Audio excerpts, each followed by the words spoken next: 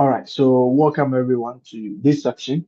This session, yeah, I've heard a lot of people coming to me, WhatsApping me that they are very surprised about how all the marks that they have gotten in those kind of issues. So I've decided to solve some of the questions that they are complaining about. Okay, so I've done management accounting on Thursday where we solved the question number one. Okay, if you haven't gotten access to that, I will still share the video with you, or you can go to our YouTube channel, Assurance Professional School. You search solution to November 2025, question number one. You get it. Okay. So you'll be able to identify where maybe you can be able to identify your mistakes and realize that no, you have not been cheated. Okay. And another reason is okay, we are going to be doing financial reporting, management accounting, financial management, and other stuff during a normal class. And we'll be doing these topics again.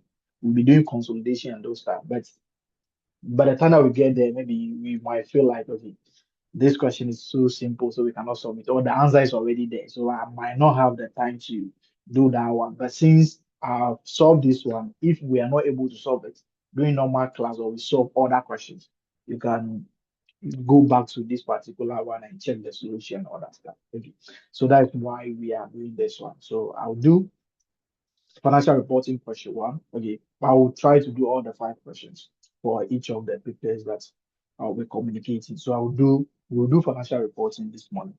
Public sector is supposed to do it 2 p.m., but I'll take it to the evening so that we can all, maybe today is Saturday. So some people they might be having funeral or maybe wedding to attend. So maybe we will do that one in the evening, 6 p.m., so that we can all be available and look at the cash flow question. Okay. So question, okay, I have not mentioned my name. Okay. My name is Linus Brain Delagonia. Okay. So you can call me Linus, you can call me Dela, you can call me Brain, any of them, but just that you don't have to add self to it. Okay. So Linus, Brain, any of them that you can uh confidently was pronounced. Okay. So financial reporting is going to be five questions. Okay. You have question number one, question number two, question number three, question number four, and question number five. They are all going to be carried 2020 marks. Within 3 hours, you are expected to answer all the five questions. Okay. So question number one will always be about, okay. So let's come here. Let's come here and do something simple here. Okay. So let's come here. Do we have anyone with, do you have anyone running a small business? Any business? Do you have anyone selling? Maybe you might be having a physical presence or you might be having an online presence. Okay. Do you have anyone who sells certain products over here? Like anyone who like we can whatever you are doing, you can call it what a business. Okay. Do you have anyone like that? Yeah. Anyone who runs what a small shop for him or herself.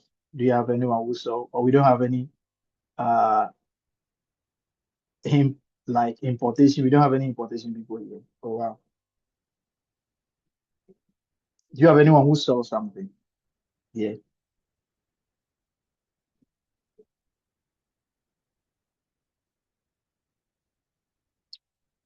Hey. So all of us over here, our the only thing we know how to do is to learn. Okay. Please try to do something. Okay.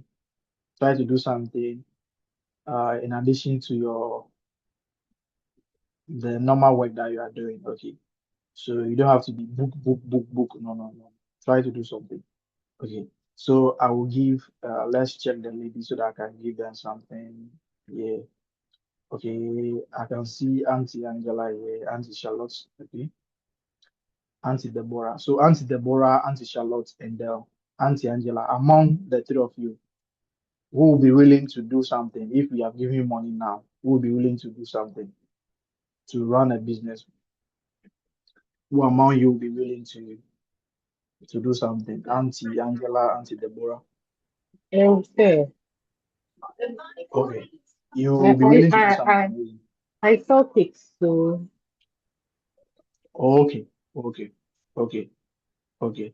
So what will happen is whatever you are doing, you keep records, isn't it? Yes, please. Okay. But Sometimes.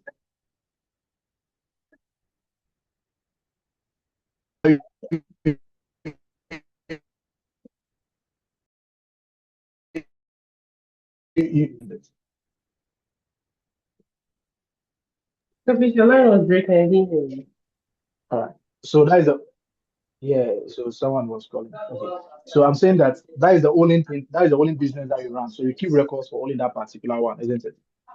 Yes, please. Okay. So assuming you are trying to do your income and expenditure accounts. Okay. So you can see that your income comes from only that place, isn't it? So your income, let's say, is 20,000 from that particular place. So your income, which is going to be the revenue, is going to be coming from only that particular business. Okay.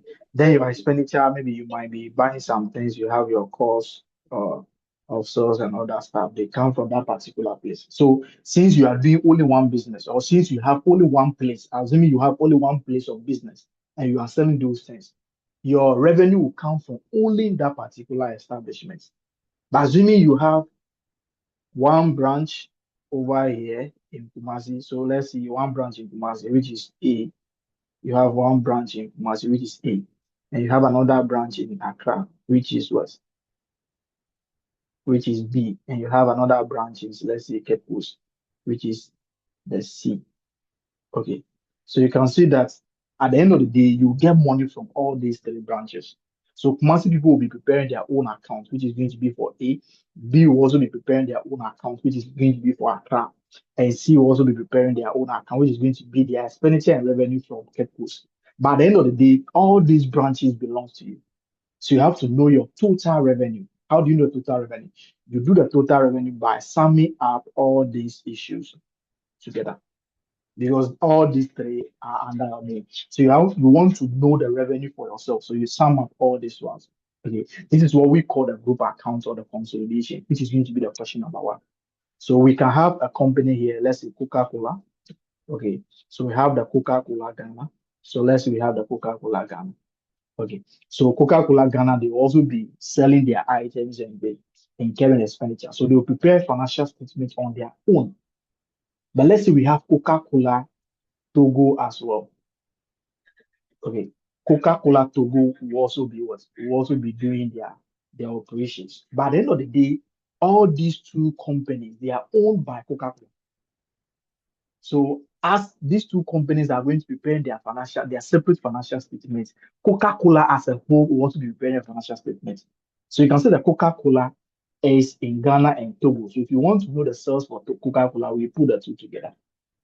That's what we call the consolidation. But this one, we type of consolidation that we do the consolidation through acquisition. What we are going to be doing is that consolidation through acquisition. What does it mean? Whatever business that you are going to be having, you are going to be paying for it. That's what we mean by acquisition.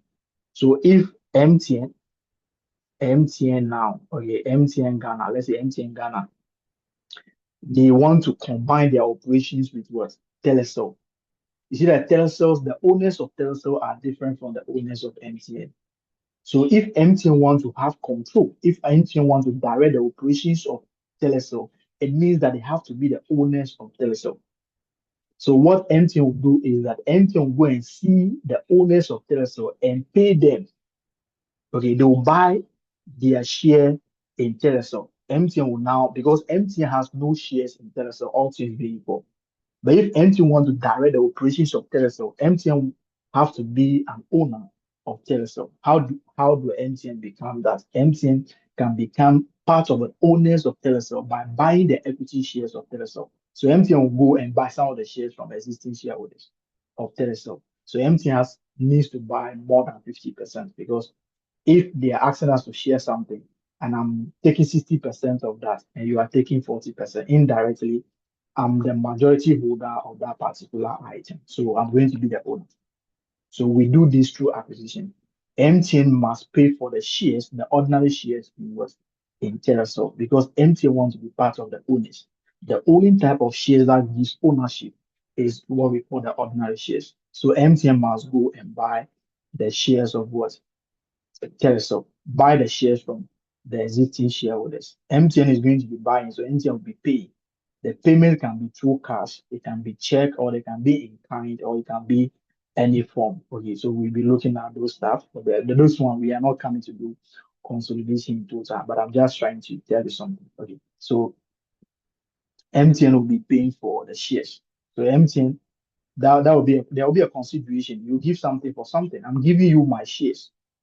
Okay, you have to pay me. So MTN can pay through any means. It can be through cash. They can give them check. They can give them shares. MTN can say that we don't have money, so we give you shares instead. MTN can say that we don't have money, so we issue loan notes to you. You be part of the creditors for us.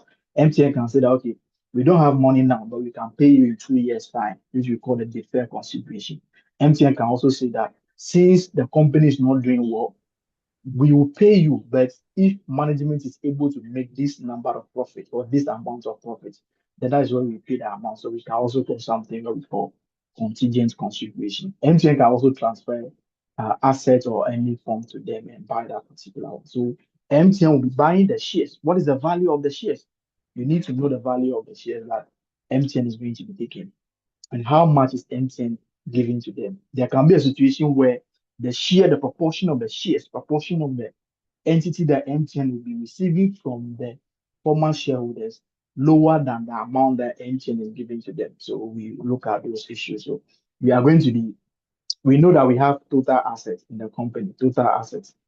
Okay, this asset is going to be through equity and liability. Okay, so equity and liability. So MTN wants to have ownership over the shares, but the ownership over the shares will be owning or ownership over the asset will be the one that belongs to the owners.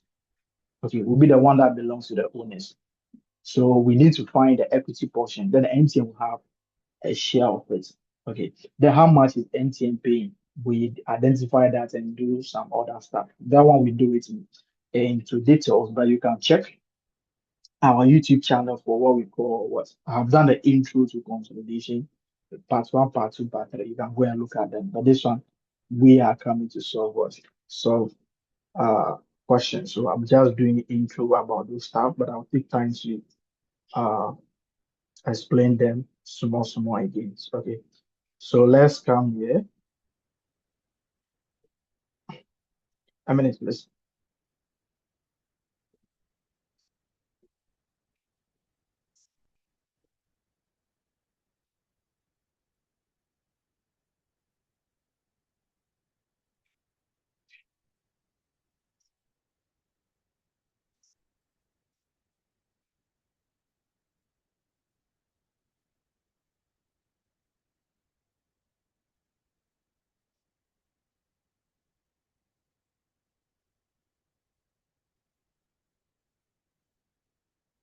Okay.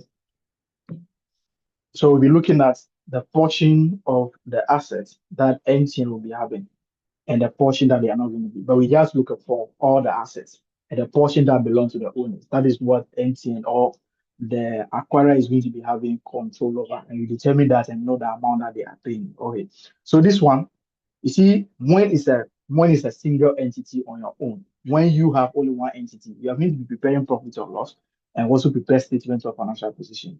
The same way, when you acquire a different company, you will now prepare statement of profit or loss and statement of financial position for the two entities. So they can give you just profit or loss, or they can give you uh statement of financial position, or they can give you both. But in this case, they have given them all the two. So we will be looking at that particular one and see what we can do here. Okay.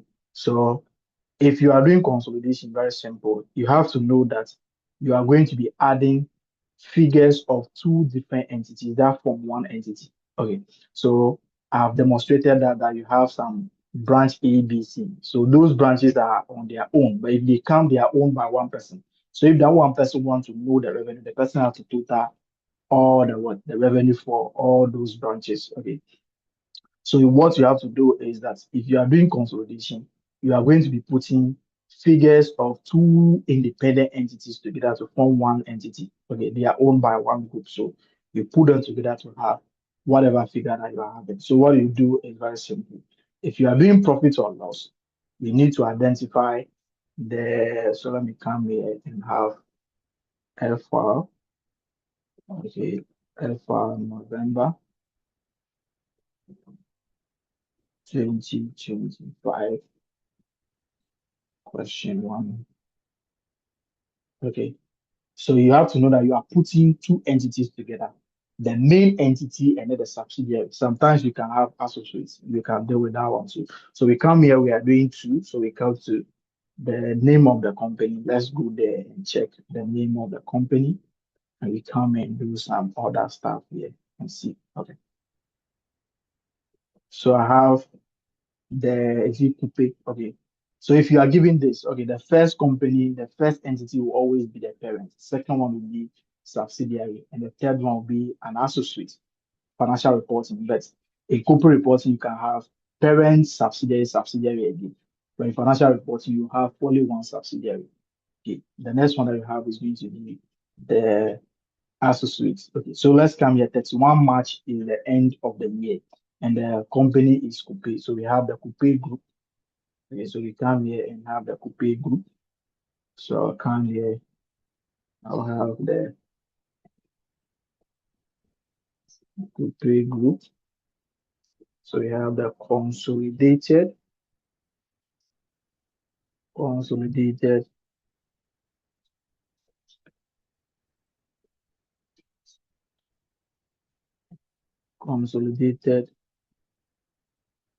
statement of profit or loss and other comprehensive income for the year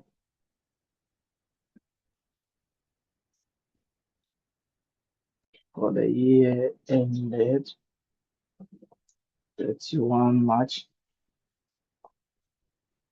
2024. Okay, so you come here, you know that you are going to be adding the parents and then the what and then the subsidiary, but you have to be very careful because the figures given to you for both the parent and the subsidiary is for 12 months. The parent might not acquire the subsidiary for a full year. What does it mean? What it means is that the subsidiary might be start subsidiary might the subsidiary might what might carry out certain operations. Maybe the subsidiary have done 6 months before the parents acquired it. Okay, so we are looking at profit or loss. The profit or loss that we are talking about over here is the share of the subsidiary profit that the parent is going to be having uh, a control over. So if the subsidiary has done 6 months already, it means that 6 months that they have done, you cannot have a share of it because the time that they generated that 6 months, you are not part of the owners. So it's just like you have gone to the market from 6 a.m. to 12 p.m. and I've given you money from 12 p.m. The profit that you have made from 6 a.m. to 12 p.m., I cannot have a share of it because my money has not contributed to that one. So profit or loss, you have to look at how many months share of profit that the parent is going to be having. We only bring the share of profit that the parent is going to be having over here. So if the subsidiary has done 6 months already, it means the parent will have share of 6 months. How do you determine that 6 month profit? We can find the revenue for 6 months, cost of sales for 6 months, other expenses for 6 months, and subtract it and get our 6 month profit. Okay. So we come here, I will come to revenue. So the revenue, you will come here, you just bring the parent revenue here. But that one, let's move on to it. So I'll come to cost of sales over here. So cost of sales, I'll have cost of sales here. So let me have cost of sales here. Let me bring the figures first before we, okay, let me bring the item before we bring the figures. So cost of sales, I'll have the gross profit. Okay, I don't know whether there is other income, but let's check. I have operating expenses. So I have operating expenses. So I have operating expenses. Then I have finance income. I have finance costs. I'm sure after that one you have operating profit before tax. Let's check that profit before tax. Let's check and see. Okay, I have profit before tax. I have profit before tax. Before tax. Then I have the tax expense here.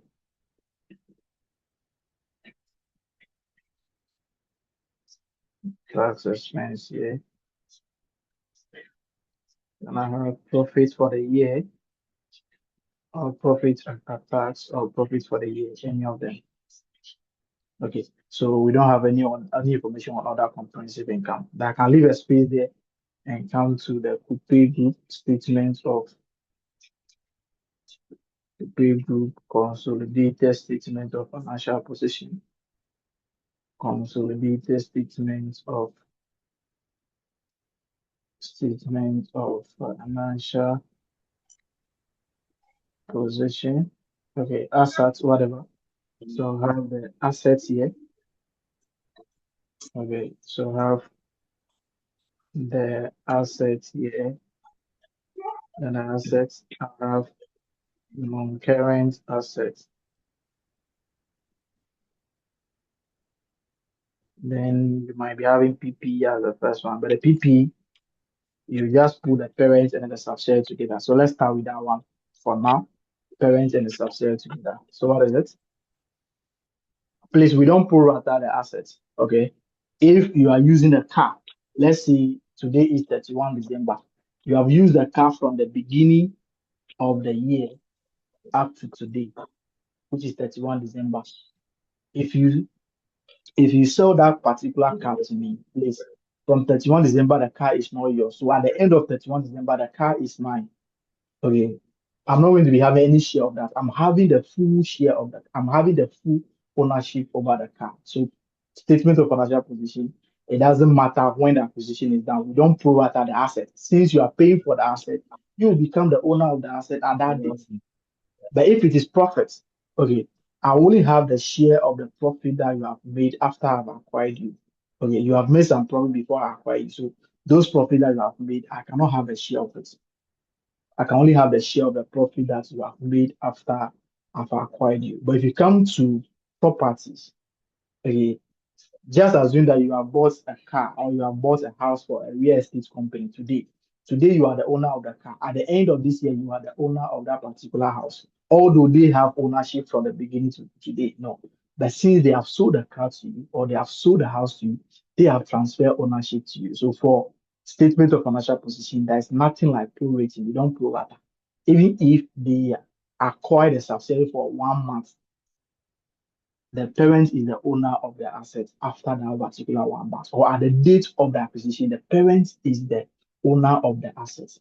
The parent now has control. The parent has now inherited the liabilities from that particular subsidiary. But the profit made for the 12 months, the parent will have only 1 month's share because the parent has contributed to only 1 month of the profits. So 11 months, the parents will not have a share of it. So profit or loss, we don't pro rata. Okay. So let's come here. I have property, plants, and equipment. I have 18,400 and 9,500. So I'll put the two together. I have 18,400 plus 9,500. So I've seen investment property there. Let's try that investment property. So I've seen investment property there. That investment property belongs to only the parents. So I'll be having, let's check the figure there. Investment property is 16,000. The subsidiary has no investment property. Let's check that. So I have 16,000. So I'll come here. I might be having goodwill and other stuff. So I'll leave space and come to current assets. Okay, so I'll cancel the consideration with the equity items of the subsidiary. So let's come here. I'll have the current assets. Someone should, okay, the current asset, they have only one figure. So 18,000 and 19,400. So we have, there is no classification of this one, just one figure. So let's just bring it. I'll have the current assets as 18,000 plus. Like someone should be helping us with the figure. Okay, you don't have the You might not have that question. So 19,200. So 19,200. So I'll come here. I have equity and liabilities. Okay. So equity, we bring only what? If you are doing equity, whose entities, whose entities equity do we bring here? The parent. Why the parents?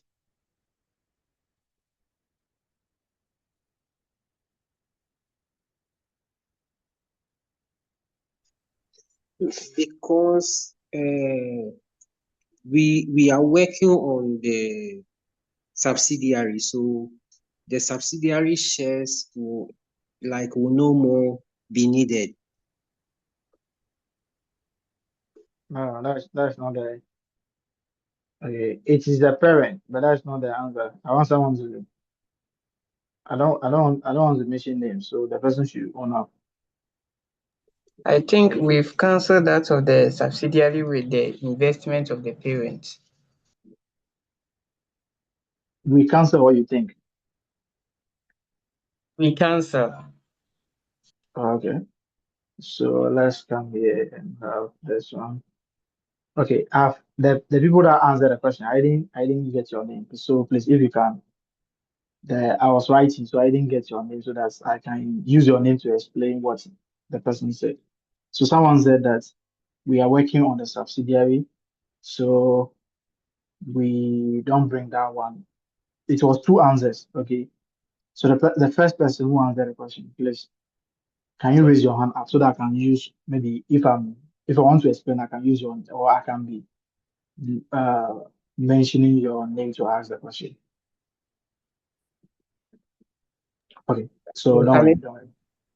Okay, Mr. Asian. Okay, so let's come here. You see, most of the times you see what? You see investment in what? Okay, this one is not investment property. Sorry, it's an investment. So let me go and remove the property. Sorry. Okay, most of the times you see there is no investment property, just investment. Sorry. Okay, so most of the times you see investment in subsidiaries. So the investment over here, the question is saying that it might not be the money that we are using to buy the shares in what in the subsidiary might not be 16,000. So at the end of the day, we reconcile. But let's check here. If you are doing group account, what do we do? Okay, those we assume that we are all familiar with the group account.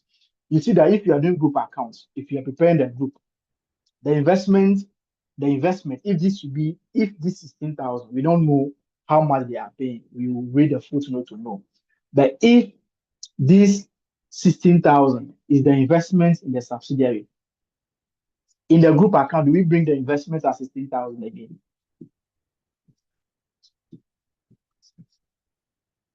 In the No. group account, do we bring the investment as 16,000 again? No. No, we don't bring it, isn't it? Okay. Yes. But in actual sense, these investments are supposed to be an asset in the books of the parents. But we don't bring the investment. The reason is very simple. Okay, this investment of 16,000 is towards what?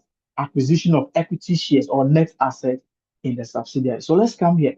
The portion of the net asset that the parent is buying at acquisition date is 14,000. This net asset, what is the combination of the net asset? Is the ordinary share capital plus the retained earnings at acquisition plus other reserves. So if we are bringing the subsidiary figures, it means that the parent share of this total at acquisition of the subsidiary, which is 14,000, will be here. But you can see that the 14,000 is included in the 16,000 over here. So this 14,000 over here, we are paying it for the shares over here. So this is just like intra-group what balances. The parent is saying that I'm having 14,000 in the subsidiary. Subsidiary is also saying that they are having 14,000 of their equity shares or of their net asset to the parent. So what do? We will now take away the 14,000 from the investment. So the investment will cancel the 14,000 and cancel the 14,000 of the net asset at acquisition. Then the difference over here we're supposed to pay 14,000, but we are paying 16,000. I'm saying that assuming the 16,000, the total money that we are paying for the shares. Okay. We're supposed to pay 14, we are paying 16. So we are paying 2,000 in essence. This 2,000, we are paying it for something that nobody can see. It might be we are paying this 2,000 for the what? The knowledge that your workforce is having. We might be paying the 2,000 for the location of your business, which you don't have to factor in your what? In your in your valuation, because you cannot put value on those things. If your workers are intelligent, if they leave you, they leave you, they are intelligent. So you cannot place value on it. The location, you cannot place value on the location. So since those are not reflected in your 14,000, we are paying the 2,000 to you for that particular one, because you are giving us some benefits which you cannot place value on, which we call the goodwill.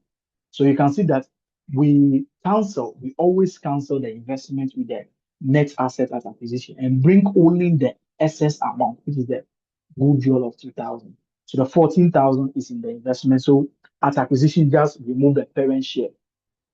So if the total net asset at acquisition is 18,000, okay, you can see that the parent is having 14,000.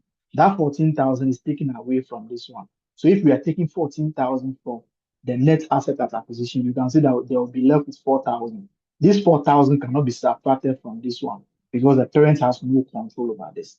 That's why we show what we call the non-controlling interest. Okay, the non-controlling interest. So we cancel the parent share of the net asset with the investment at acquisition and bring only the remaining balance as a goodwill or gain or bargain purchase. But the remaining value of the net asset at acquisition cannot be subtracted from the investment because the parent is not paying for that one. So we only show that portion that has not been purchased as what? As the non-controlling interest. Okay, that is the reason. It's not because we are working on the subsidiary, because the net asset, the subsidiary net asset at acquisition is written against what? Against the investment. So we only bring the excess amount as the goodwill. Okay, but this what we have done over here is at acquisition. Okay, but we are not doing this. We are not preparing the financial statement at acquisition. We are preparing the financial statement at reporting. So it means that if the net asset at acquisition is 18,000, it can be possible that this will now be 22,000 at reporting. But you can see that we have already shared 18,000 among them, which the parent is having 16,000, which the parent is having 14,000, and the non-controlling interest is having 4,000. So it means that we need to add the excess of 4,000. So this excess of 4,000, it will be shown like the parent is investing money, and this 4,000 is just like a return. So the parent will have 60% of this one, and what? NC will have 40%. So you just share this, we just take this one as a return on investment and share it among them. So it's supposed to be 22,000, but we have already shared 18,000. So we share the remaining one, which is what we call the post-acquisition profit. It's just seen as return on investment, which the parent will be having each year, and the NC will also be having each year. That is the reason why we don't bring the equity figures of the subsidiary. Thank you very much. And I know that Sina and the other person, please. I know you have gotten you know we don't bring it, but you have gotten a proper answer for the reason why we don't bring it now. I hope that is fine. Okay, so let's come here and look at other stuff. Okay, so I will leave these ones for now. I will not do anything. I'll come to liabilities here. Okay, so I'll come to liabilities. The parent is going to be inheriting the liabilities of these people. So I'll come here. I'll come to the liability. Let's see. They have non-current liability. They have 7% bank loan and 10% what loan. So let's come there and deal with those two. So non-current. So let me just have non-current liabilities here.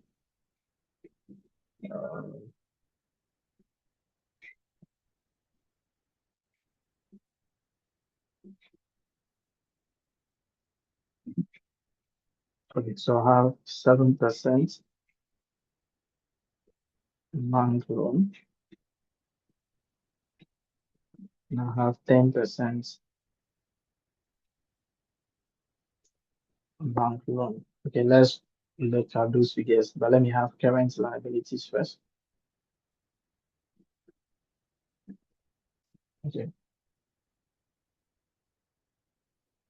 Okay, so let's go and pick those figures first and bring them. Okay. I need to finish this first. So let's come in the orders. Okay. So we have 7% bank loan. We have 6,000 and 4,000, and down we have 4,000. So I have 6,000 plus 4,000, and I have 4,000. So let's go to I'll have current liabilities. I'll have 11,400 and 9,900. So 11,400 and 9,900. Let's go to the okay. Let's go to profit or loss now. So profit or loss, we are adding the parent and then the subsidiary. So let's bring the parent figures. Let's bring the parent figures without any stress. Okay. So let's go there. What is the revenue for the parents? Revenue for the parents. What is the revenue? Parent revenue is what? Revenue for the parent is how much? 98,000. Cost of sales is 76. So I have 98,000. Sorry.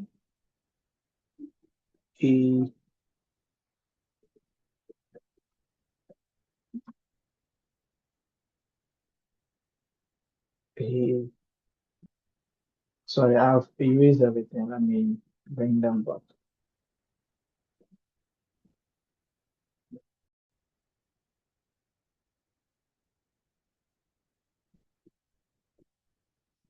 Okay, so I'm having 98,000, 76,000. Let's move on to this one now.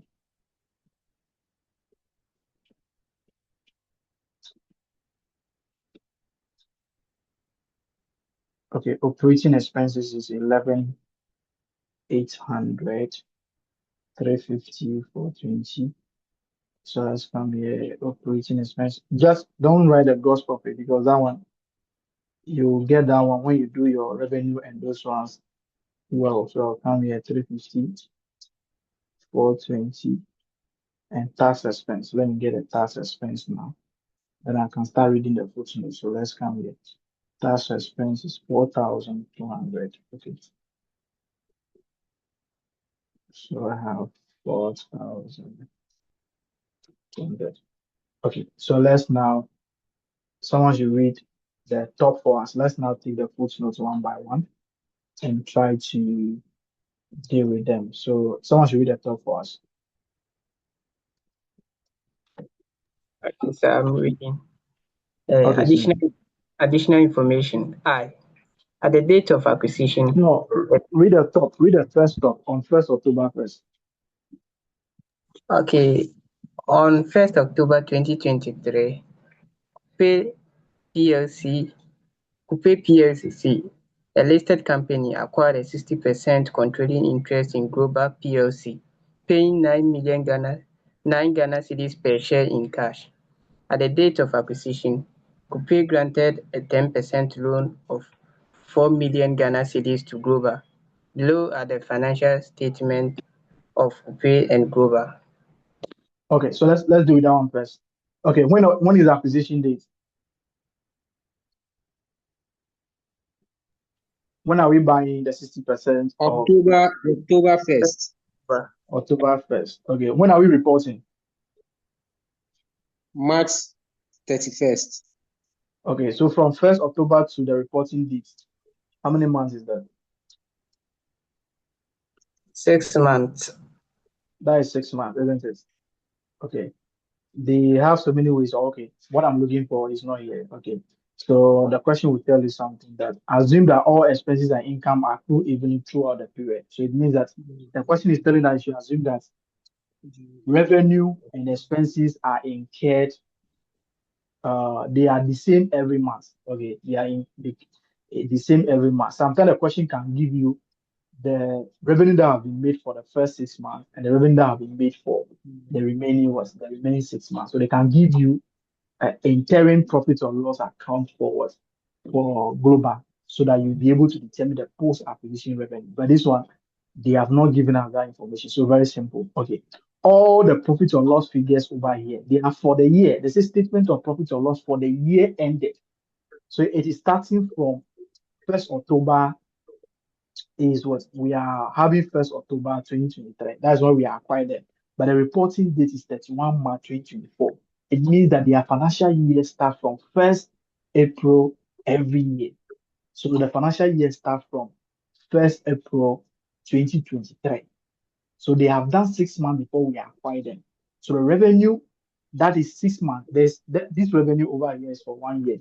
All the revenue, all the profit or loss items are for the year. They are for 12 months. Okay. So let me come here.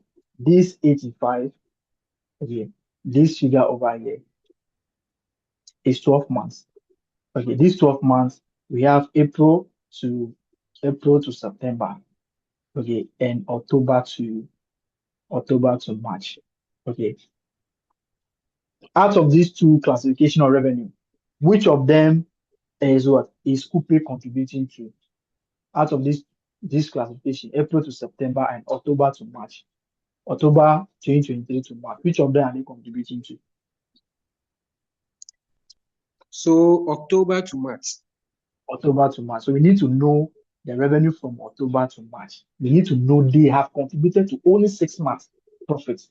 Okay, they have been part of the owners for 6 months, so they'll have the share of only 6 months profit. How do we determine that 6 month profit? We need to determine the revenue made for that 6 months, subtract the expenses for that 6 months, and the other stuff for that 6 months. So come here, this is for 12 months.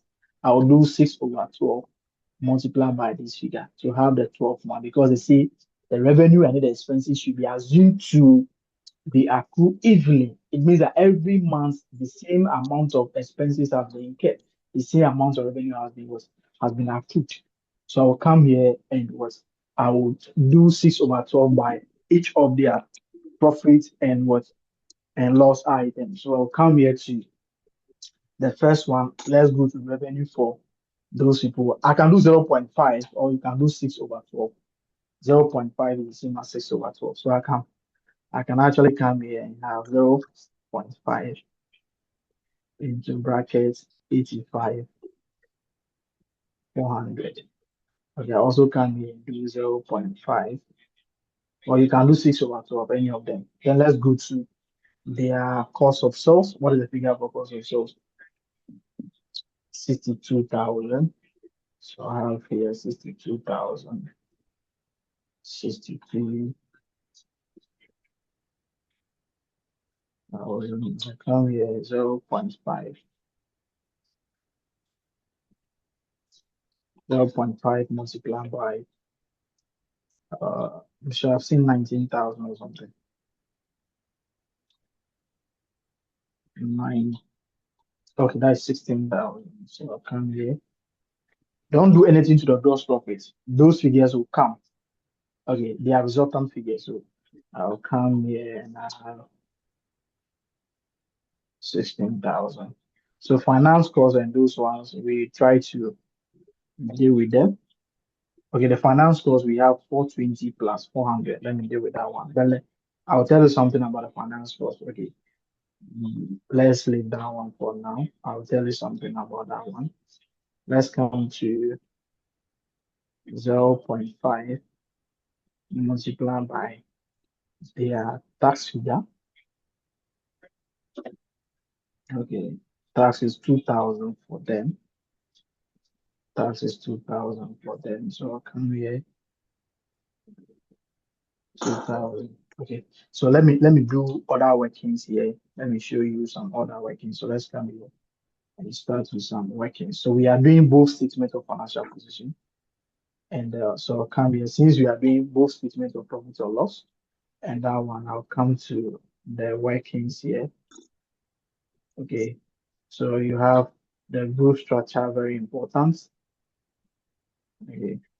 So the group structure, I can have the PPA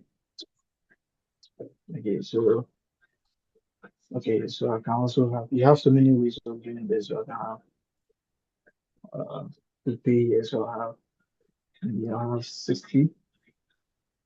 So PP and is it global or something? Okay, PP and global 60%, and the NCI is 40%. Okay, so since I'm doing both profit or loss on that one, I can do my net assets. The net assets, we are just trying to determine the post acquisition profit. So I will do net assets here for the subsidiary, is the global. I'll have as acquisition and I'll have as reporting. Okay, this one I want to know the value of the net asset I'm buying, and also, so I'll come here, I'll have the ordinary share. Okay, the ordinary share, I'll have other results, if any. I'll have retained earnings.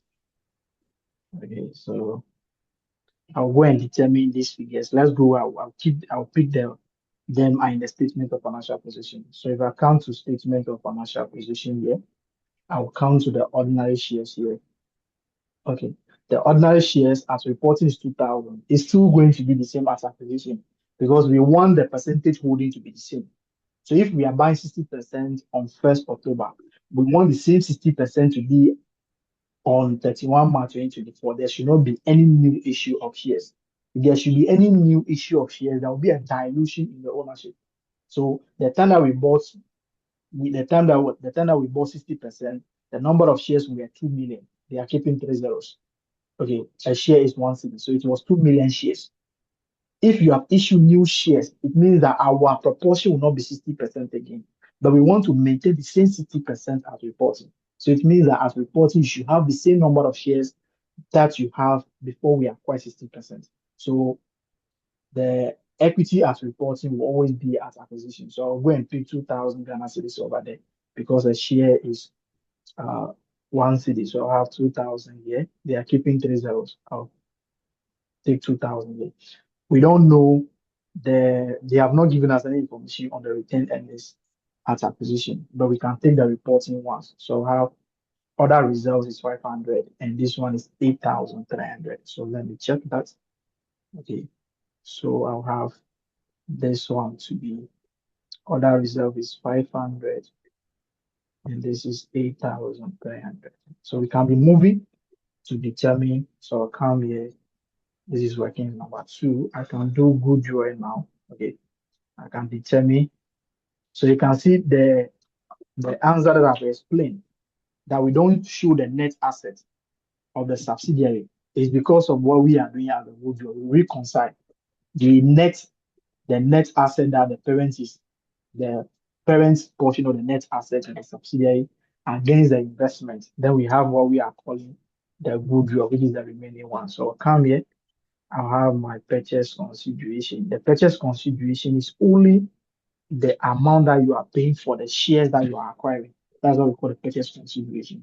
What is the amount that you are paying for the shares that you are acquiring? That is the purchase consideration. The question has given us a very simple information on that. Let's come here. A listed company acquires 60% controlling interest in Global PLC, paying 9% per share in cash. So we need to determine the number of shares that we have acquired, and we are paying them for every share that we have acquired. We are paying them 9 cedi. Okay. At the date of acquisition, Kupi granted 10% loan of 4 million to Global. Below are this one. So there's going to be intra-group balances which is relating to the loan. You cannot give loan to your own company. Global is now a subsidiary. Global is now a company owned by Kupi. So you cannot give loan to your own company. It's not possible. You are giving money to them to buy. It's not a loan. It cannot be a loan. So we have to remove the loan. So we come back to that one later. Let's come here. We are buying 60%. We need to know the number of shares that we are buying. Okay. And multiply by 9 cedi to know the amount that we are paying. Let's come here. Okay.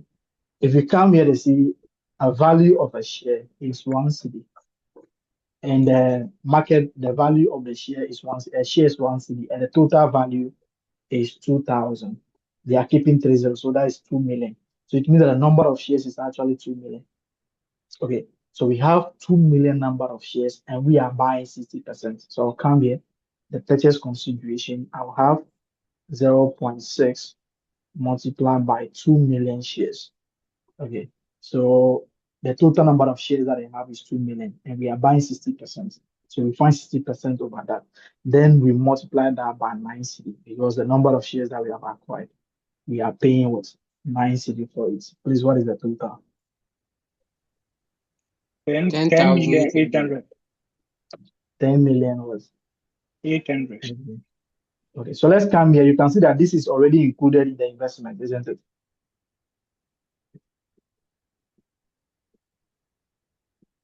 We don't have, if we are bringing the investment, you are showing the investment as what? Yes.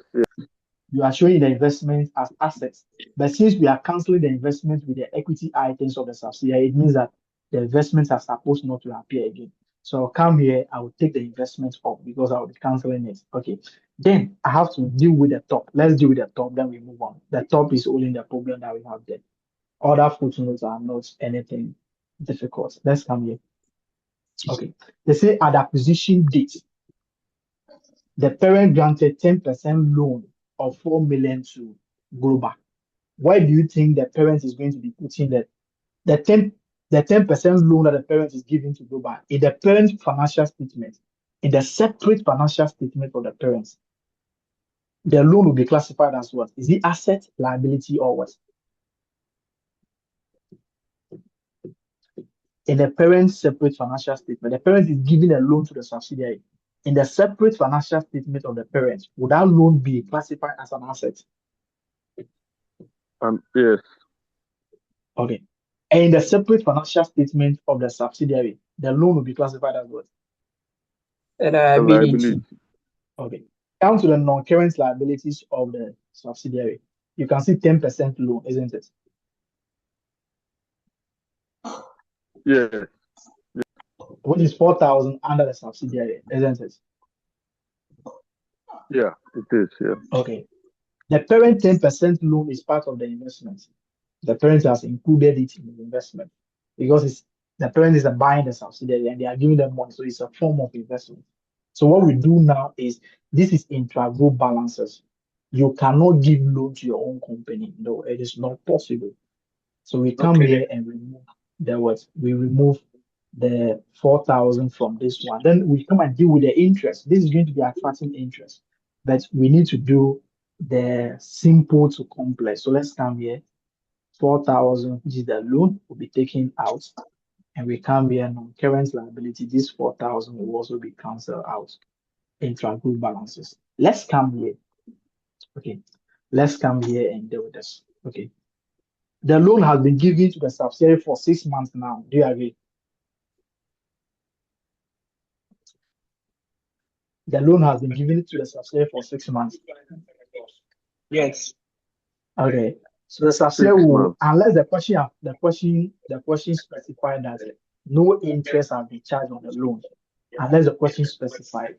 But if the question is just like this, you cannot take a loan from me without paying interest. So the subsidiary has calculated 6 months interest on this and give that 6 months. Okay, the subsidiary has calculated 6 months interest on this and give that 6 months to the parent, and the parent has recognized that 6 months interest as well as interest income. So let's determine the interest on this particular one. I will be having 0.1 multiplied by 4,000 multiplied by 6/12. Do you agree to the interest? Yes. Okay. How much is that? 200. 200. 200. Okay, let's come here. 200. The parent is having interest income of what? 360. Okay, included in this income, how much is coming from the subsidiary? 200. 200. 200. Okay. we remove it from profit or loss because it seems like intra-group trading. But when we are sharing the profits, I will tell you something again. We don't actually remove it. Okay, we don't actually remove it. I will tell you why we don't remove it. But because we are treating these as intra-group balances or intra-group transaction, we have to remove it first. But if you come to the sharing of the profit, we don't actually remove it. I explained that one to you. But for the purpose of this one, I will remove this one for you. But when we are sharing the profit, we don't remove it. Okay. But let me show you this one first. Let me see whether I can have so let me have my non-controlling interest here. Non-controlling interest. We don't have any information on that yet. Okay. So I'll have let me come here. I'll have the group return earnings. So we do workings for that one. We start with the parents. So we start with the group return earnings is the total return earnings for a parent, which is the parent's own return earnings plus any other income or gain that is coming from any other place. Let me come here. Return earnings is 20,000 for the parent itself. Let's determine that. Okay. So I have 20,000. I'll have other results for the parents. Then we can now do the other workings that we want to do. Okay. We are doing all these ones because we are doing statement of financial position too as well. So I'll come here. I'll have group other results. Okay, so we start with the parents one and add any other. So I'll have the parents one over here. How much is the parents one?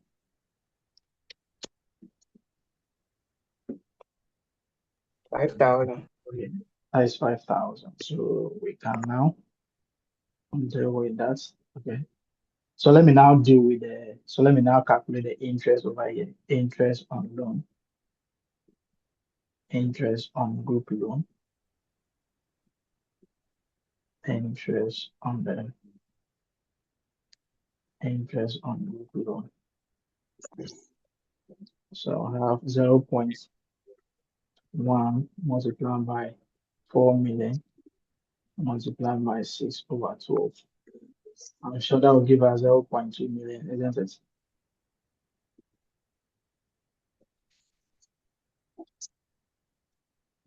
Is that 0.2 million?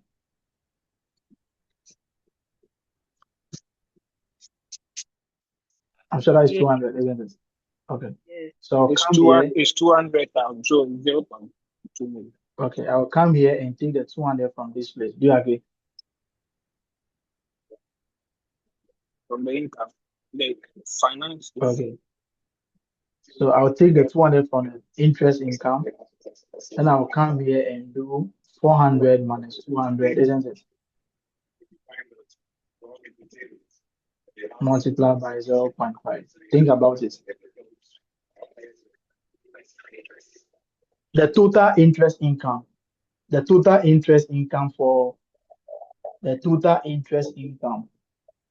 for the subsidiary is 400, isn't it?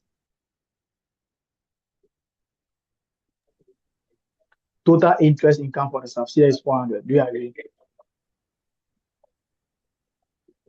Unless you explain. Total interest income for the subsidiary. I say interest income, total finance cost. Total finance cost for the subsidiary It's 400. Yeah, not interest income, sorry. Okay. You can see that the total finance cost is 400. How that is fine. Yes. Okay, but you can see that included in that 400, 200 is for 6 months. The last 6 months is 200. Okay. Okay.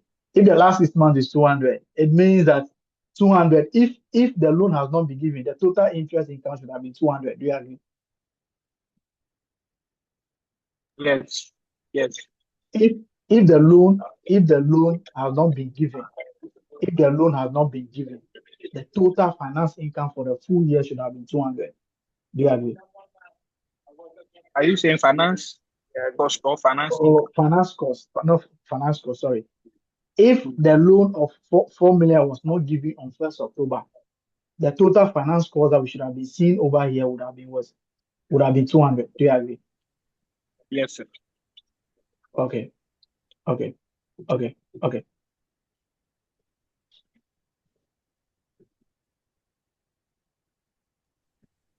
Sir, I'm a minute to. If you say 200, is it 20 or 200? Because if you deduct the 200, 400 from the 420, you will get 20. So if you say 200, divide 400, subtract 400 from which one? 420 is for the parents. We are talking about subsidiaries. The subsidiary. Yes. okay. Okay. Subsidiary has included what? The subsidiary has included the 400 into what? The subsidiary has included the finance cost of 200 in the what? In their finance cost. Okay. And the question is this one. Assuming the loan has not been given. Okay, assuming the loan of 4 million has not been given by the parents, our finance cost for the full year would have been 200. I'm sure we are okay with that one now. Yeah. Okay. So it means that the finance income for the full year is what? Is 200. So we just find 6 months of that one. But the 200, we subtract the 200 because the 200 is supposed not to be part of it. Okay, so we come here and look at this one. So I will come here and do something. Okay, so we have let me come here and do something here. Okay, so this 400 over here, this 400 over here. Okay, this 400 over here, 200 out of it. 200 out of it supposed not to be passed. But this 200 is actually what? 6 months. But they have included all the 6 months as what? As income. So that's supposed not to be part of that particular one. So we take it off. Okay. So we take that particular one off. Okay. So I'll come here and do this particular one and do like this. Okay. So I will have another way of doing this one. Let me also check this one. I will come here and see. Okay. Very simple. I will come here and see I'll come here and see something here. Let's see something here. Very simple. Let me check something here. Very simple. I'll come here and I'll have okay. So I have a particular loan plus 200. I'll give her the 400 here. Okay. So this loan is 6 months actually. Let me check that one and see something here. Okay. Oh my gosh. Okay, so let me come here, deal with that. Okay.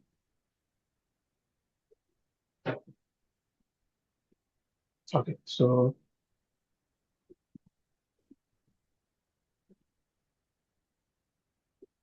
okay, okay. Someone should calculate 7% on 4,000. Let me see something.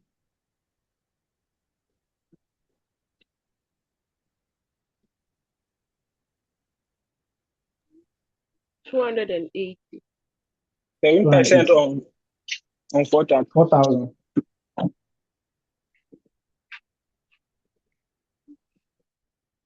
$280. 280. Okay, so 280 plus 200 is supposed to give us 480. Okay, you can see that the subsidiary is having a 7% loan. Okay, so this 7% loan, it means that if it is to be a full year, the interest would have been 280. Then plus the 10% would have given us a total interest of 480.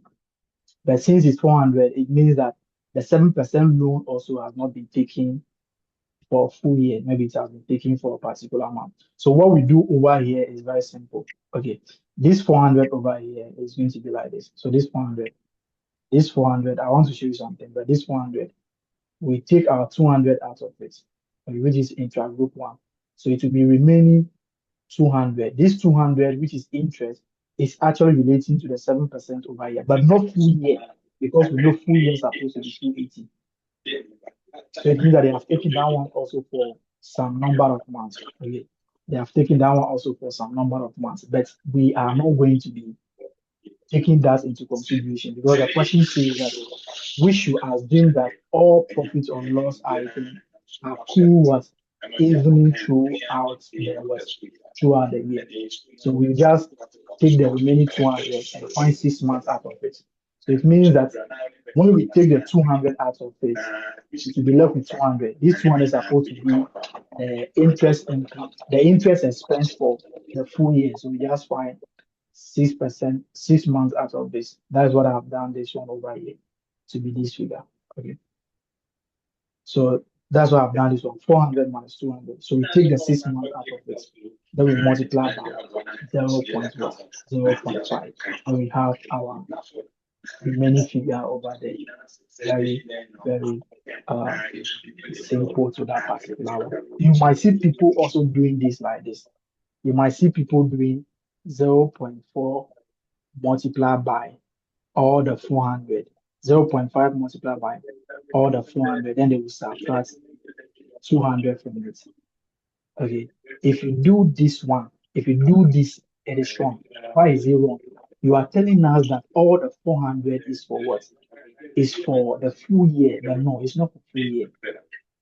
The 400 over here, 200 out of it is for 6 months. So if you are finding 0.5 of the 400, it means that you are telling us the 400 is full year. No, 200 out of the 400 is not for full year. You can only do 0.5 multiplied by 400 when the 400 is for full year. But 200, the 200 over here is for 6 months. So we cannot do that. So we have to take the 6 months first before we apply the 0.45 on the remaining one. But you cannot apply the 0.45 on the 400. You are telling us that the 400 is for full year, which is not full year. Okay, so that is that particular one too. I wanted to show if it should be 480, if the finance cost should be 480, then we just find 7% of the 4,000 and find half of it, because the interest income or the interest expense wouldn't be on the 7% bank loan, but it's not 480. So it means that the bank loan was also not taken at the beginning of the year. Okay, so let me come here and we remove that one already, but I'm saying that we actually not removing it. Why are we not actually removing it? I'll show you that particular one later. I will show you that particular one, why we are not removing it. Okay, I will show you why we are not removing it. Okay, let's come here and see this. Okay, let's read all the footnotes, then I'll come and explain why that will not be removed from the profits anyway.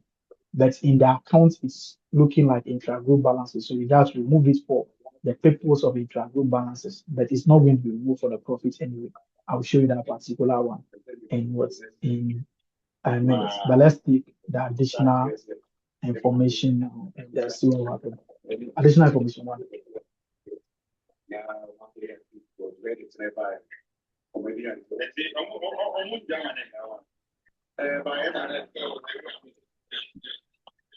Someone is reading first. Who is reading for us first? So additional information. At the date of acquisition, the fair values of Globus property, plant and equipment were 1.2 million Ghana cedis, in excess of their carrying amount. This will have the effect of creating an additional depreciation charge to cost of sales of 300,000 Ghana cedis in the consolidated financial statement for the year ended 31st March 2024. Global has not adjusted its assets to reflect their fair value. Okay, so let's come here. If you are selling, let's say you have a goods, this is actually, let's say you have a goods, this is actually a ESMA season. So let's say you bought a good, let's say 4 million. Okay, but you want to sell it, and they say the money, the value, the amount that you can sell the goods in the market now is 5 million. Are you going to be using 4 million or 5 million? Are you going to be selling at 4 million or 5 million? 5 million. Okay, you bought it 4 million, but they are telling that if you want to sell it in the market now, it's 5 million. Are you going to be saying that the value of your goods is 4 million or 5 million? 5 million. 5 million. Okay, let's come here. Let's go to the net assets schedule now. I'll show you something. Okay, let's come to, we are determining the value of the equity. Let's come to how we determine the value of equity. You can see that if you come to the equity over here, all the figures that we are going to be taking from this place are going to be based on their carrying values, their historical values. Okay, so how do we get the net asset or the equity? It's going to be the total asset minus total liabilities. That's how we go about it. But the value of the asset that we are using and the value of the liability that we are using are their historical cost, the amount that we bought them some time ago. If we are selling now, it might happen that the amount that we bought it some time ago might not be the same as the value that we are going to be selling it now. We sell it at the value that it will be sold in the market. So they are saying that included in your net assets, which you are using carry value, they are saying that some of the PPE, property, plant, and equipment, is 1.2 million in excess of their carrying value. What they are saying is that included in your PPE at acquisition date, which you are carrying at carrying value. One of the PPE, if you want to sell it now, you sell it at the carrying value plus 1.2 million. So it means that the current value of that particular asset should be the carrying value plus 1.2 million. You have already recorded the carrying value in your books. So you just have to come and add the excess amount to it. So what they are trying to say is that the fair value of one of your property, which is property, plant, and equipment, the fair value now is 1.2 million more than the carrying value. So if you want to sell it, you receive the amount that you have it now plus 1.2 million of that amount. But they say that that particular amount has not been added to the asset yet. So Global has not adjusted each asset to reflect what their fair value. What I'm trying to say is that whenever you want to sell something, you have to be able to sell it at their current values, not the amount that you bought it. So when you're doing consolidation or when you are valuing the assets, the shareholders of Global want to sell 60% of their shareholding. So you have to find the current value of the company now and find 60%. How do you find the current value? You pick the value of the asset that you have plus any adjustments or reduction that will be coming in. So we find fair value of the asset and liability. We reflect the current value of the asset. So we determine the fair value of all assets and liabilities. And they are saying that one of the property or the property, plants, and equipment, the fair value is 1.2 million more than the carrying value. What it means is that at the date of acquisition, we are revaluing one of the property. If we revalue property, the entries are very simple. If you revalue assets, the value of the asset will increase and your revaluation surplus will also increase. So at acquisition date, we are revaluing property, plants, and equipment. If we revalue, the carrying value at that date will increase by the revaluation surplus. And the revaluation surplus will also increase by that particular increment. So we come here at acquisition, we debit the asset value. Okay, we debit the assets. We debit the asset with 1.2 to increase it. We debit the assets with 1.2 and credit revaluation. And the acquisition, the revaluation is under the net asset at acquisition. So we go and debit asset and credit the revaluation surplus as well. So I'll come here, I will come to property, plants, and equipment, which is upward. So I'll come here 1,200. Okay. So this 1,2, we assume that nothing has been done. So this is at acquisition. If nothing has happened, the other reserve that we are having over here, okay, other reserve that we are having over here, if we have it, the other reserve that we are having over here is the other reserves at acquisition plus any other one, which the 1,200 is not part of it. So we need to add the 1,200 to make our revaluation surplus, because the revaluation surplus that we have over here is before the revaluation at acquisition. So it means that this must be reflected in the reporting figures. So because we take it from acquisition to reporting, it's those balances that we'll be sending to the reporting. So I'll bring it over here and do with that particular one. So I'll come here. I have to also increase so I'll come here to acquisition. I have to increase my lease figure by 1,200. This at acquisition. But let's come here. We have to determine whether this asset is a depreciable item. Okay, the question is that this will have the effect of creating an additional depreciation which is what? Which is 300,000 in the consolidated what financial statement. What it means is that the asset that is increasing by 1.2 million, the asset that is increasing by 1.2 million is a depreciable item. So if we are doing the revaluation on 1st October, it means that from 1st October to the reporting date, if we want to depreciate the asset, it's supposed to be the carrying value at that date plus the revalued amount divided by the remaining useful life. But what they do is that they still charge a depreciation on carrying value. But since we are not incorporating the revaluation into that particular books or into the books at acquisition now, it means that this value was supposed to be depreciated. Because if revaluation is down, we now charge depreciation on the revalued amounts. So they have not incorporated a revaluation into their books. So they are still carrying the assets at carrying value. So the depreciation is charged on carrying value. Since we are bringing the 1.2 million now, it means that this must change our depreciation now. So it will be carrying value at acquisition date plus the revalued amount divided by the remaining useful life. But since they have charged the depreciation on carrying value already, it means that 1.2 we have to charge depreciation on it separately. But the question has not given us useful life, but they have given us the depreciation over here. So what it means is that the asset was 1.2 million at the acquisition date, but we have already used 300 out of it. So it means that at reporting, the value of the asset, the remaining value of the asset is supposed to be 900, not 1,200. So I'll come here and subtract this 300 from this place because it's supposed to be 900, but I've brought all the 1,200 because I've done at acquisition. Okay, then I'll come here. The depreciation is supposed to be taken to profit or loss, but they have not taken it to profit or loss. So they are saying that we should charge it to cost of sales mostly. So all the cost of sales that they have over here, depreciation is not part. So this is profit or loss. Okay, but we are also doing statements of financial position. So since we are doing statement of financial position, we also come here and do this separately.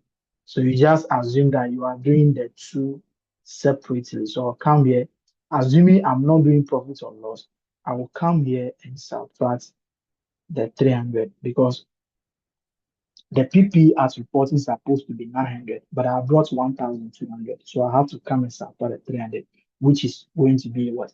Part of the profits. I have to take the depreciation of 300 because I will be determining the post-acquisition profit that I'll be sharing over here. So in the retained earnings over here, there's a profit that is from the individual financial statement of the subsidiary, which is included over here. So I have to adjust that particular one. So if you are doing both profit or loss, and you just assume that you are doing them independently. If you are doing profit or loss, the 300 will be taken there. But if you are doing only statement of financial position, the 300 will be taken from the post-acquisition profits under the reporting. Because if you find a difference, we are going to be determining the retained earnings. The difference over here will be the profit. So we do it like this. You take it to profit or loss and still bring it to the net assets because you want to know the profit that you are going to be sharing them or sharing among the NCR and then the parent. So you still do the same thing like you are doing only statements of financial position only. So that is for that particular one. They have given us those figures already and we don't have to deal with any other stuff again. Let's come here and okay. Let's do that one.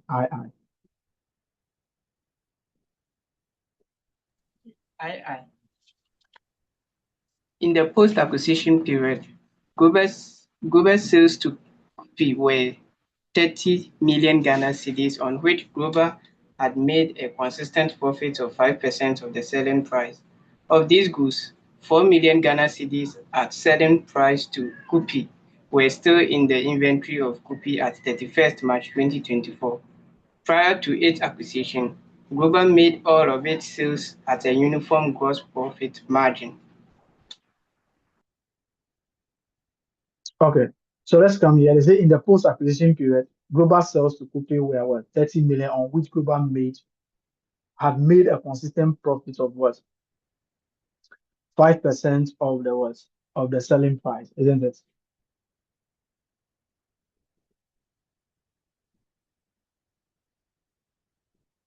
of the selling price. So what do we do? You can see that they say after the acquisition of what? After acquisition, after Coupe acquired, after Coupe acquired what? Global. Global has made what sales to Coupe 30 million. Okay, Global cannot sell to Coupe. So in their individual financial statement, they are recording these as sales and purchases. That's supposed not to happen. If you have ownership or if the company belongs to you, you only give the goods to them to sell for you. Okay, you only give the goods to them to sell for you. You cannot sell to them. Okay, you cannot sell to your own company. You are giving the goods to them to sell. If at the end of the day they have not sold all the goods, it means that you still maintain control over those goods. You only recognize revenue when possession has been passed to the customer, but the goods are still with you. So we cannot say that you are what you have sold those goods. So in their separate financial statements, this particular 30 million, Global has recorded this as sales. Coupe has also recorded this as purchases. We cannot do this. Okay, this cannot be done as sales. So we go and remove it. 30 million from Global and 30 million from the cost of sales of Coupe. But what will happen is that the sales that Coupe has made will become the sales of the group. So included in the revenue of Coupe, Coupe is also saying that I have sold 26 million of these goods because they are saying that 4 million of the goods has remained in what? And the 4 million of the goods are still in what? With what Coupe. So Coupe has not sold 4 million. It means that Global still has control, or the group has control over the 4 million. So the profit element of that must be removed. So we come here and remove that particular one. At the date of the transaction, Global has recognized all the 30 million as sales. We come here and remove this. This is going to be 30 million because it's post acquisition. This is going to be the 6 month for the full 6 months. Then I'll come here. Coupe has also recorded that 30 million as well as sales. Okay. I should have taken my time to explain why we do this one, but if you check the YouTube channel, intro to, or you can look at intra-group transactions. Okay. I've explained why we remove this one. And I've also explained a portion of it again. Because in the separate financial statement, okay, the time that the goods have been dispatched to Coupe, Global has recorded that as sales and have recorded what the corresponding cost of sales in each books because they assume that they have sold the goods to what? To Coupe. So they have recorded all the 30 million as revenue with related what? Cost of sales. Upon the receipt of the goods, Coupe has also recognized what? The 30 million as what? As purchases, which is going to be part of their cost of sales. And in their revenue, they have recorded a portion of the goods that they have sold, which is 26 million. Then they have taken the 4 million from it as the what? As the value of the goods remaining. Value of the goods was remaining. Value of the goods was remaining.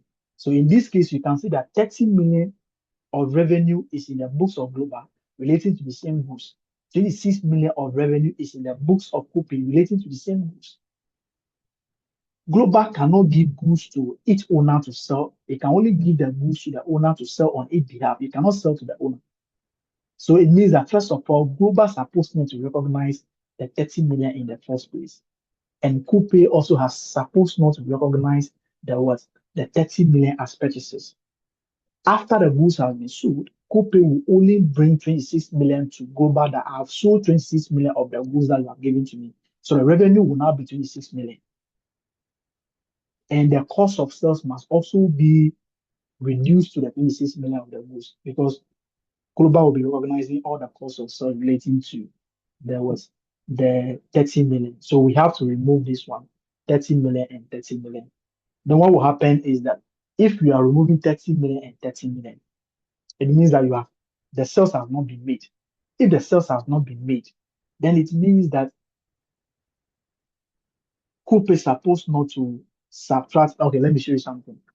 In the cost of sales of Coupe, this is what Coupe has done. They have done 30 million minus 4 million. Okay, because the Coupe is supposed not to make profits on the goods. We are giving goods to you to sell. We are not expecting you to make profit on it. You only sell. I've given you a laptop to sell for me. You sell at the price that I've given it to you, unless you have incurred other costs. other costs to sell the laptop. That is why you add a portion of margin to it to recover the cost. But if you have not incurred any cost, you have to sell at the price that I'm giving it to you. So this is the cost of sales in the books of Global. They have 30 million as purchases and they subtract the 4 million as the portion of the goods that are yet to be sold. But we are subtracting all the 30 million. So it means that they have subtracted 4 million in excess. But that 4 million is supposed to be the portion of the something is actually pushing to explain the basic or the reason behind it. That's something is also holding me that we don't have time. Okay. But as I said, you can check the YouTube channel, intra-group transactions. Okay.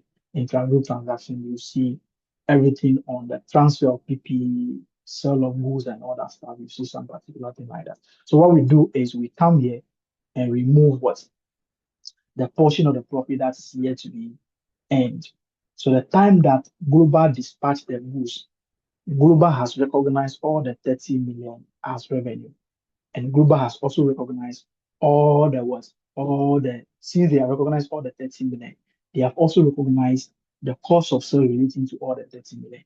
So it means that they have recognized a profit of 5% on the 30 million. Okay. But you can only recognize revenue when possession has been transferred to somebody. So what happened is that you are saying that you have sold 30 million to Copay and you have recognized a profit of 5 million on all of them in your separate financial statement. But at the end of the day, Copay is having 4 million of the goods. These 4 million, the group still have control over this 4 million. So we cannot recognize profit on the 4 million because the 4 million of the goods has not been sold. So we need to determine the profit on this one and take it from the profit or loss of Global, because Global is the one recognizing all the profits on these items. So I'll come here and remove the provision for unrealized profit. Let's come here, but they actually have done mistake here, but let's not bother about that one. Okay, so come here, they have done something like this. Okay, Global had made a consistent profit of 5% of the selling price of these goods. 4 million are selling price to Copay were still in the inventory of Copay at 31 March 2024. Prior to its acquisition, Global made all of its sales at a uniform gross profit margin. Okay, so the profit margin, this is margin.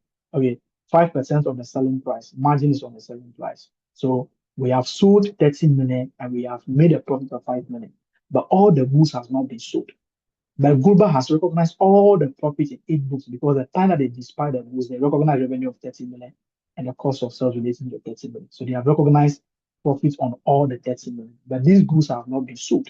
So the goods are still within the group, which we have control over it. So the profit relating to 4 million must be removed because we are here to sell those goods. We still have control over it. But let's come here. This, in actual sense, this is supposed to be, this is supposed to be cost price. Okay, this is supposed to be cost price to what? To Copay. Okay, cost price, if you are selling something, 10 million, that is a cost price to the customer, but that is a selling price to you.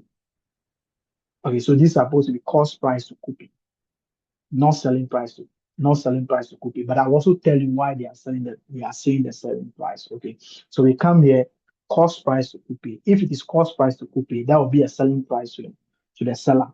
Cost price to the buyer is a selling price to the seller.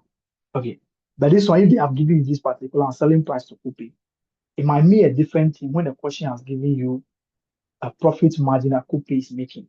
So maybe the question can tell you that Copay also made 30% on all goods. So it means that Copay has actually added 30% to the value of the goods that they have purchased from Global. So you have to be able to find Copay's profit from the 4 million, and the remaining one will be the portion of the goods that is. We are interested in the goods, in the value of the goods that have been transferred, not the selling price of the goods for the buyer.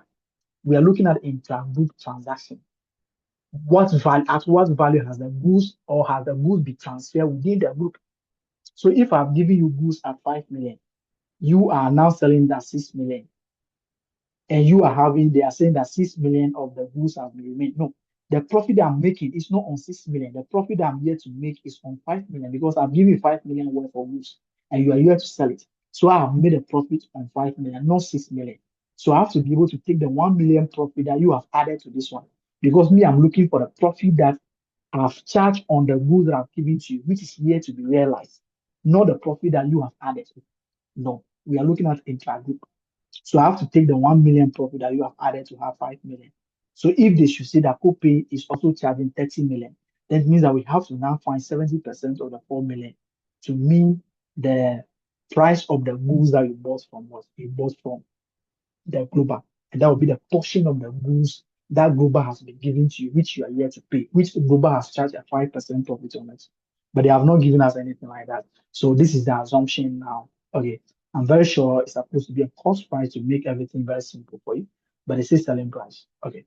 I've also said that if I'm giving goods to you, I'm just asking you to sell the goods on my behalf. So that's if I'm saying that sell these goods at 20 million, you sell it at 20 million, you will not add anything. So since you are not adding anything, the price at which you are selling the goods to the customer is the same price that I've sold the goods to you. So the selling price for you becomes the selling price for me also, which will become your cost price too, because you are taking the goods from me at 20 million and selling at 20 million. So the cost is 20 million and the price that you are selling is still what? 20 million because you have not added any profit to it. So this is the same as what? The cost price to what? To Copay, which is the same as the selling price to that particular person. So we just come here and find 5% of that particular item and move. So I'll come here 0.05 multiplied by 4 million. How much are we having? 200. That will give us 200. So we have 0.2 million. Okay. So this one will go and add it to cost of sales, but I'll also come and subtract it from. So I'll come here, I'll do two things. I'll come here and add it to cost of sales, 200. Okay. Then I'll come to current assets. Okay. Inventory is supposed to be carried at lower of cost and net realizable value. If you see clearly, the net realizable value of the item is 4 million, which is the selling price. That is the amount that we can sell it. And you can see the cost price is actually 3.8 million. Do you agree?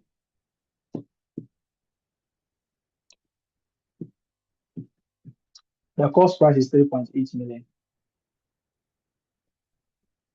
Profit on the goods is 200. So if the selling price is 4 million, cost price will be 3,800. Do you agree? Yes. Okay. So you can see that Copay is keeping the goods. Copay is the one going to be keeping the 4 million goods. That 4 million is at what? It's a selling price. Inventory is supposed to be carried at lower of cost and net realizable value. And the net realizable value is 4 million. And this is what? So we have to bring it to the cost, which is going to be 200. So I'll come here and subtract the 200 over here. Okay. So I'll come here and also do it to this place as if I'm not doing profit or loss. So you can see that provision for unrealized profits. Okay. The profit is actually, so you can see that the profit that we have over here, the retained earnings that we have over here is retained earnings without the post-acquisition adjustments. So it means that included in the profit over here, this is a profit from the books of the subsidiary, which is including the total profit of 5% on the 30 million. But they have not sold 4 million. So the profit of 200 must be taken away. So I'll come here and do the same thing as if I'm not doing profit or loss. So I'll come here and take that one to our way. Very, very simple. And we move. There's no anything. Okay. I'm the one trying to add plenty explanation to it. But I believe that when you understand the thing very well, you don't have to be in a situation. And consolidation, okay. They cannot teach you consolidation at APS and you still have a problem again, unless your family things are very strong. Okay, so let's come here to, we are done with that particular one. Let's come to the number 3. Additional. Okay. Okay, number 3, you do that one for me. Okay. I've talked plenty, so You have to do that one. So you just read and you do it. Okay. So included in Coupe's current liabilities is 1 million Ghana cedis owing to Clover. This agreed with Gruber's receivables ledger balance for Coupe at the year end. Okay. So what are they trying to say?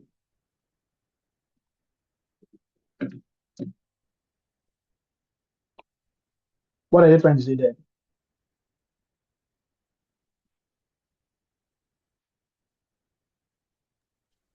They said that included in Coupe's current liabilities is 1 million owing to Global. This agreed with Global's receivable ledger balance for Coupe at the end of the year.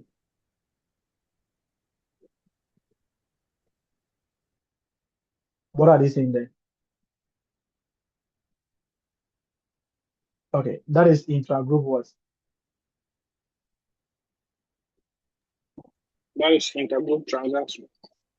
Okay, they are saying that if you go to Coupe's current liability, there is 1 million reported over there as payables, which is an amount payable to what? Payable to Global. So in Global current asset also, there's 1 million which is receivables due from what? Due from Coupe. So Coupe is saying that I have payable which is due to Global, and Global is also having receivables of 1 million which is due from what? From Coupe. This is what the parent is owing the subsidiary.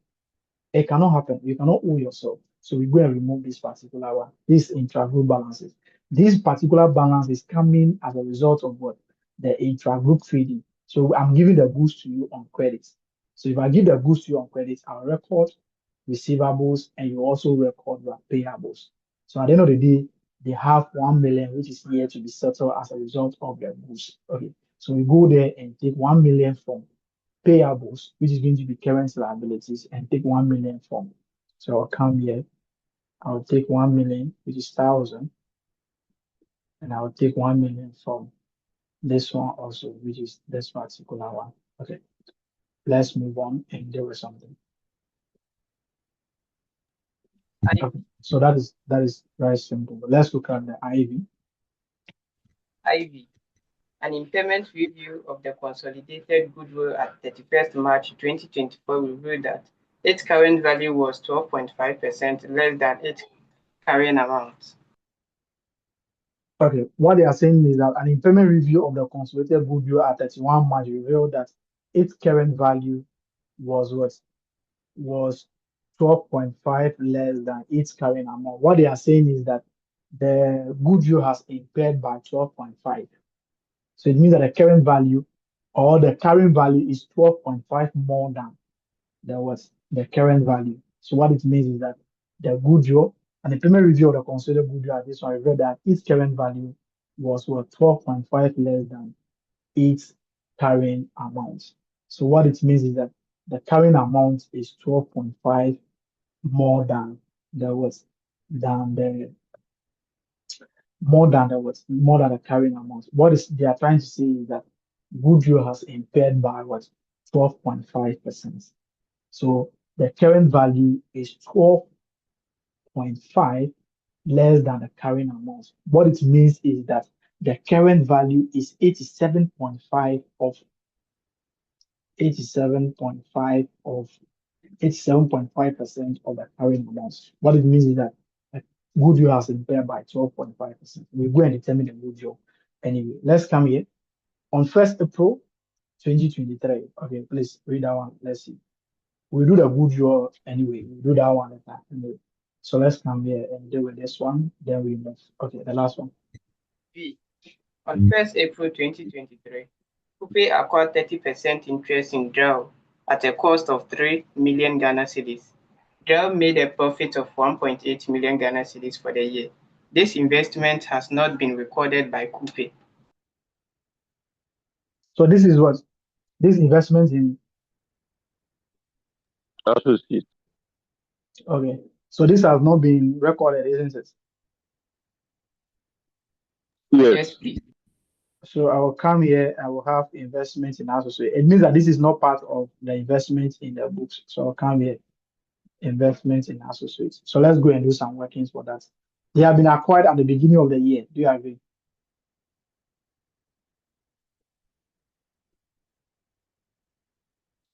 The acquisition has been done at the beginning of the current year, 1st April 2023. Can you see that particular one? So I have the consideration. I have 3,000. Is it 3,000? 3 million? The cost. 3 million. Okay. So you can see that they have been acquired at the beginning of the current year, 1st April. Is that correct? Yes. Okay. They have made a profit of what? 1.8 million. Okay. So if you are putting, let's say you put 3 million into a bank, and the bank has now paid interest of 1.8 million on all the investments, but your investment is actually 30%. Your share of the interest will be 30% of 1.8 million, which is for full year. How that is fine. Yes, that's fine. Okay, so I'll come here, share of associate profits. That will be 0.3 multiplied by 1.8 million. Why is it 1.8 million? Because this profit is a full year and we acquired them for a full year. So how much are we having there? Share of associate profit. How much are we having? 0.3 multiplied by 1.8. What are we having?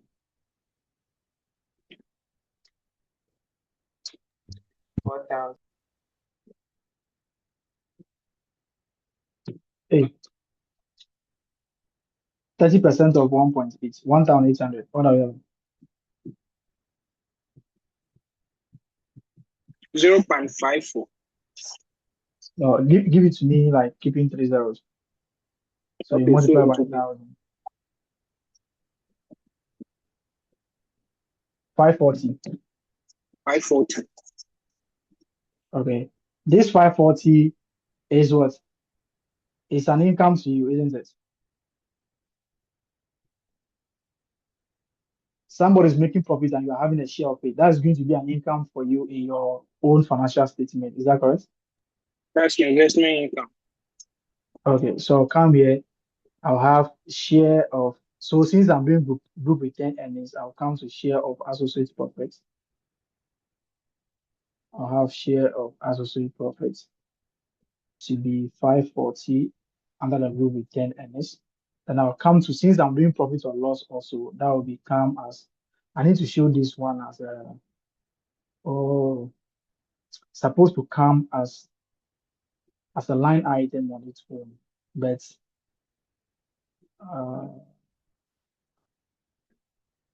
okay, I will have finance income and other.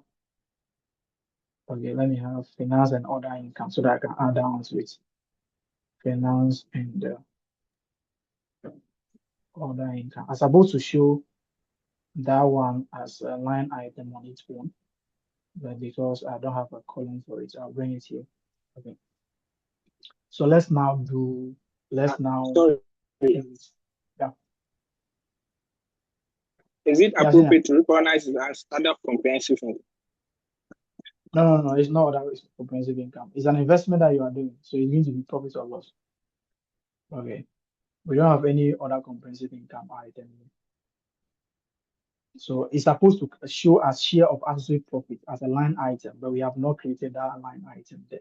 So we come here and do something.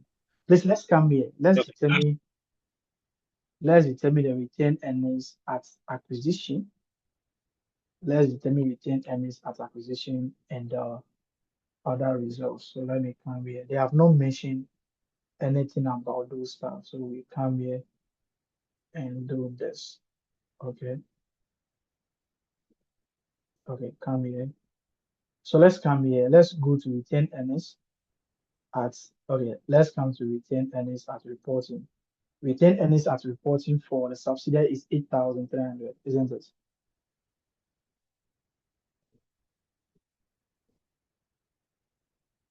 Is that correct? Yes, that's correct. Okay. You can see this is actually the same as this return earnings is actually the same as opening return earnings. Return earnings at the beginning of the year plus profit after dividends or anything, but they have not said that they have paid dividend over here. So it's going to be profit after tax.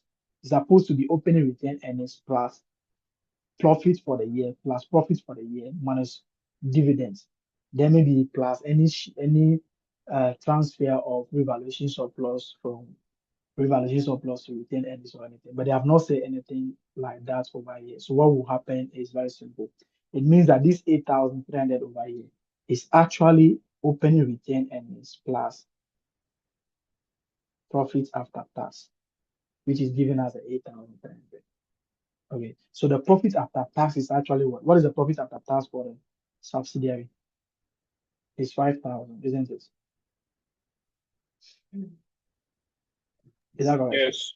Yes. Okay, so it means that opening retained earnings plus 5,000, which is the profit for the year, is given us 8,300. So the opening retained earnings are supposed to be 3,300.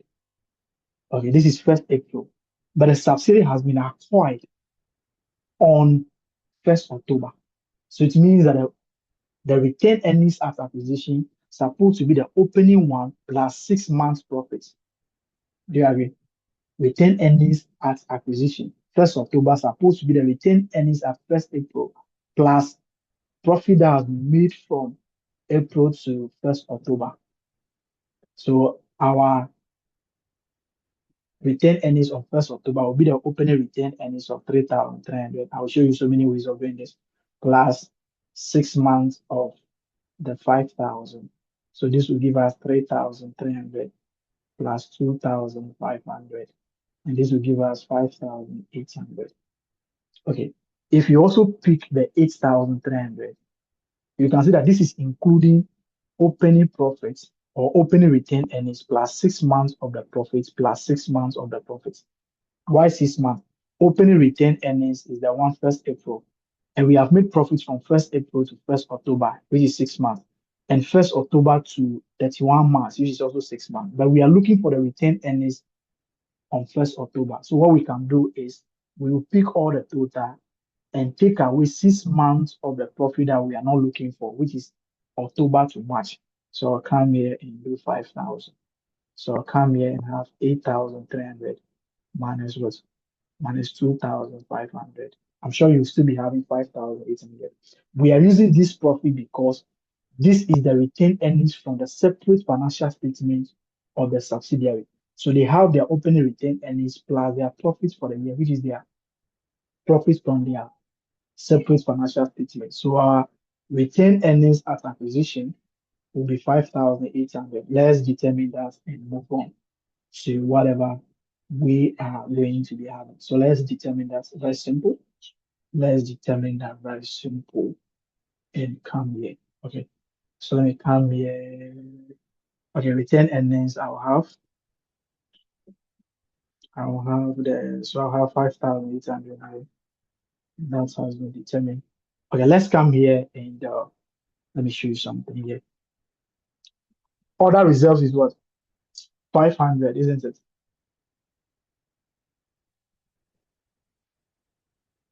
Other reserves is 500. Do you agree? Other reserves for Yeah. the subsidiary is 500 as reporting. Do you have any other reserves from the year? Do you have any other reserves for this current year? Can you see anything over here as other reserves? Other reserves will be the other comprehensive income items. Can you see any other comprehensive income items over here? No. No. So you can see that for the last 6 months, which is supposed to be October to last 6 months, which is supposed to be October to March, there was no other reserves. So it means that this other reserves over here is purely before we acquire them. So 500 will be at acquisition as well. But if you should see revaluation surplus over here, okay, if you should see revaluation surplus over here, which is, let's say, revaluation surplus, which you should see, let's see, which is 200. Okay, if you see revaluation surplus, which is 200, it means that revaluation surplus of 200 has been added to the one at the beginning of the year to have 500. So it means that at the beginning of the year, they have 300 and they have 200 for the full year if nothing has been said. But we are looking for revaluation surplus on 1st October. So we just find 6 months of this and add it to this one to have 400. But since there's nothing over here, it means that there was no revaluation or no other results accruing from this particular year, which we have to pro rata to know, like how we did it for retained earnings. So it means that this is purely what post-acquisition item. No, this is purely pre-acquisition items. No post-acquisition other results arise during that particular year. So I'll come here. I'll have the 500 also over here. Okay. So let's look at the figures at acquisition and at reporting and see what we can do. Very simple.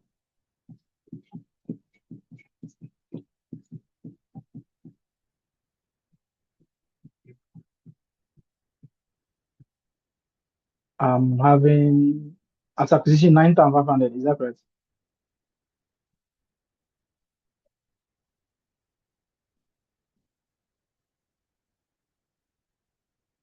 Yes. Okay. And this one give us what? At reporting.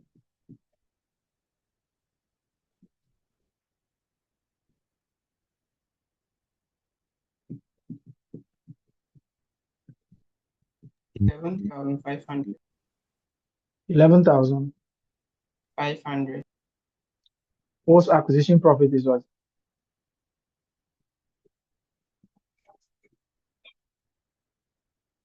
$2,000. Okay, so let's come here. I will tell you something, but let's share the post acquisition profits first. The parent will be having 0.6 multiplied by 2,000, isn't it?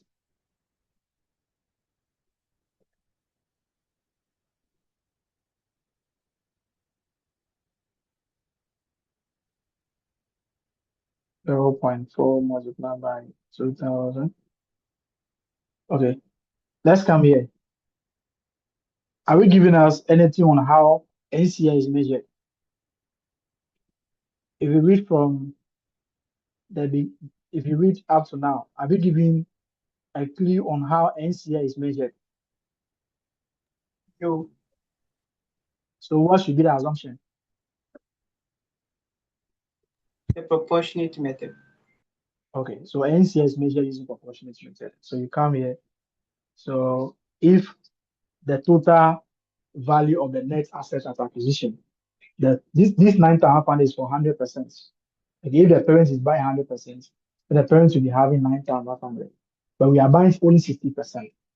So since we are sharing this in proportion, the net asset will be 0.6 multiplied by 9,500, and the NCI will be okay. Let me see at acquisition. NCI will be 0.4 multiplied by 9,500. What is the parent share of that one? 0.6 by 9,000. What are we having?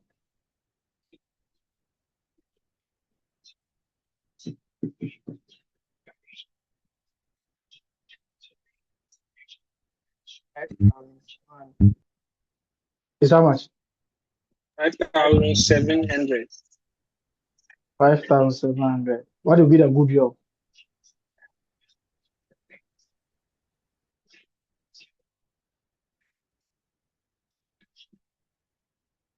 At acquisition is what?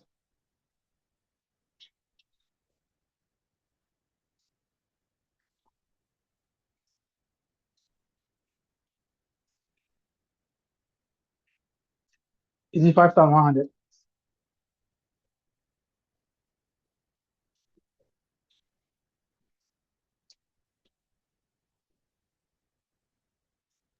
$5,100. Okay, impairment will be what? 12.5% of that.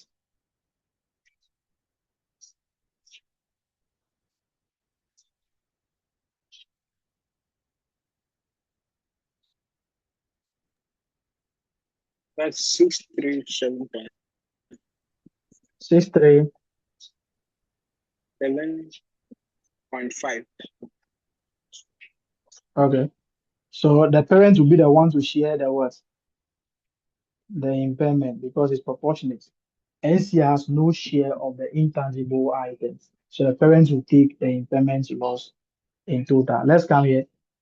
5,100 minus 637.5. What would be the goodwill as reporting?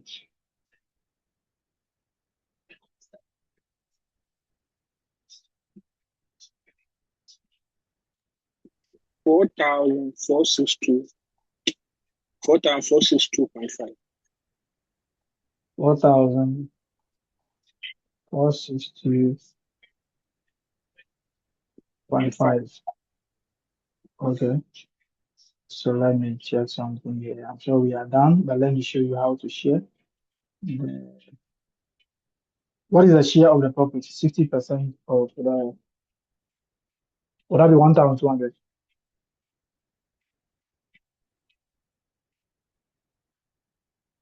And this will be 800. Okay. I've seen a comment somewhere here.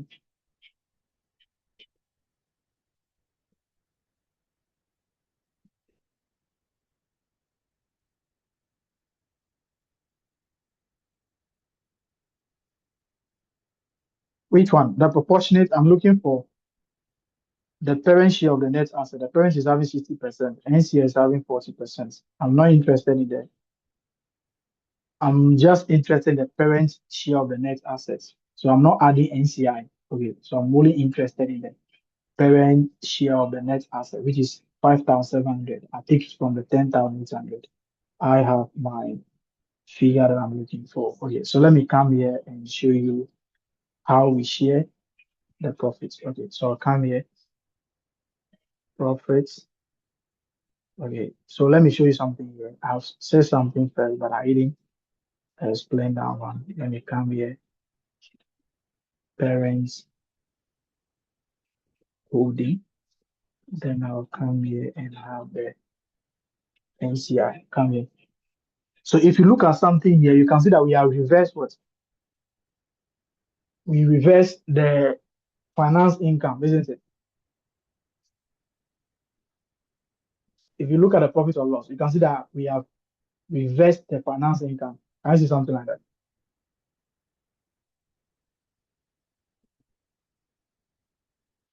We have reversed the finance income and the finance cost. Can you see something like that? Yes. Okay. If that has actually been reversed, it should have been reflected over here. Okay. So you can see that the profit that the parent is having over here, which is 2,500, that profit of 2,500, which is the post-acquisition profit, is after taking the 200 of the finance cost from it. So if we are reversing it, we're supposed to come and add the 200 here. Okay, if we are actually reversing it, we're supposed to come and add the 200 here to have 2,700. But you can see that I've not added the what? The two as if I'm actually reversing it, I'm supposed to come and add the 200 to the net assets as reporting, because that 200 has been taken away from the profit before having a post-acquisition profit of 2,500. So if I'm reversing it, I'm supposed to come and add the 200. If I'm reversing it in actual sense, I'm supposed to come and take the 200 out of the what? Out of group retained earnings, because the parents has added the 200 to its interest income as shown in the profit or loss, and they are now having interest income of 350. It is the interest income of 350 that they are added to the profits, and they have the parent profits, because the parent profit of 2,000 is at the reporting, which is the retained earnings at the beginning plus the profit for the year. The profit for the year, interest income of 350 is passed, with 200 is coming from the subsidiary. So if I'm reversing it, I'm supposed to come and take the 200 from this place. Okay. I'm supposed to come and take the 200. But I haven't taken the 200. This is the reason. We don't actually reverse it. But for the purpose of doing it like intra-group balances, that's why we take it for the profit or loss. But we don't actually reverse it. This is the reason. Come here. If the profit is actually 2,500, that is the profit. Okay. If I'm reversing the 200, you see the profit will now be 2,700, isn't it? Yes. The profit will now be 2,700. Okay. You can see that the parent has contributed additional 4 million to the operations of the subsidiary at acquisition. Do you agree? Yes. Okay. If the parent is bringing that 4 million, the parent is supposed to take a return on it. Do you agree? Yes. Okay, and that return is the 200. Okay, so since the parent is the only one bringing the 4 million, it means that the parents are supposed to be the one to enjoy the return on it. So the parent is enjoying return on its investment. It's just like the parent is providing capital, and that capital is attracting 200. So you have to give that 200 to the parents. So it means that they have contributed money to generate this total 500, which the parent has contributed 60%, NC has contributed 40%.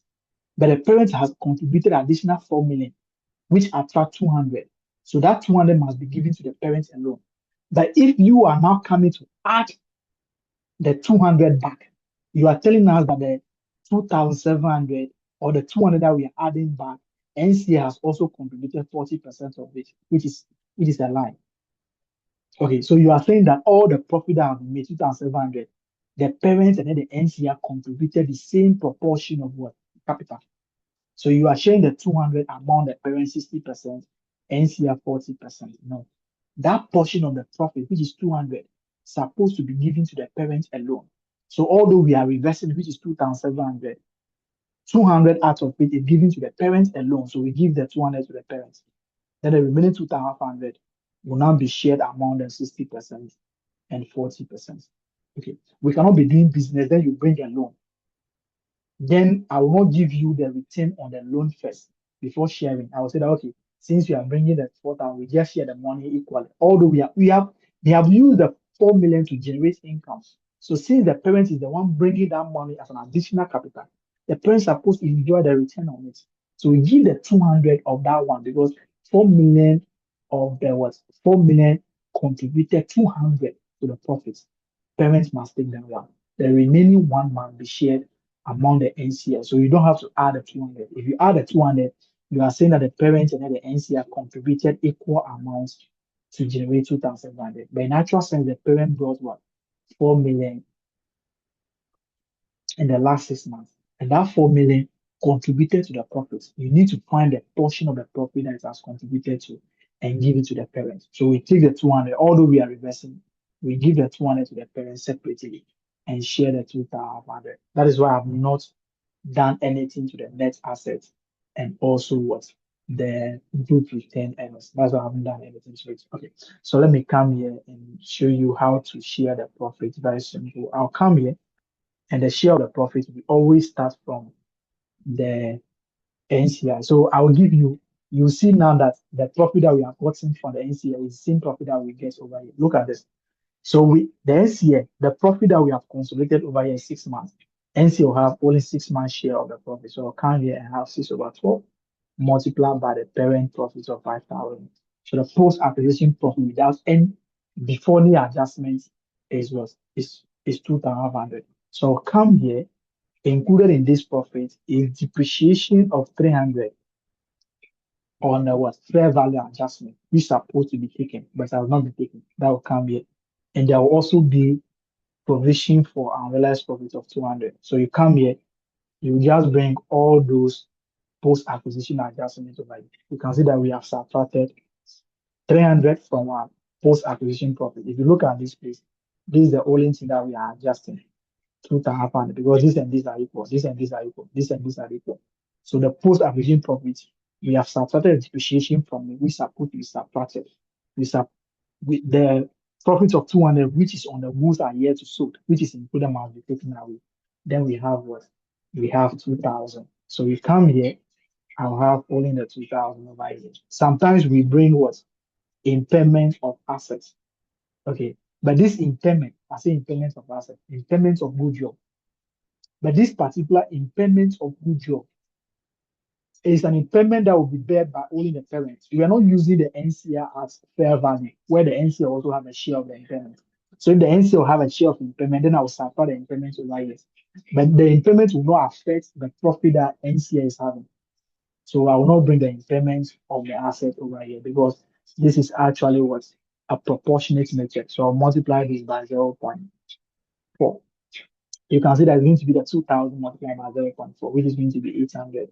So you just have your total. If you total this, your total profit over here, you have your total profit. Then you subtract the NCS share of it. Then you have the parent share. That is how we go about it. And don't think there's any other stuff here that you have to do. Okay. You can just total it and you put your answer there. So this is what they are asking you to do. So if you feel like they have cheated you, okay, you can now mark yourself now and see if they have actually what cheated you or you mix certain things. Okay. All right. So Sinus, I'm back. And if you have any issue, you can let me know.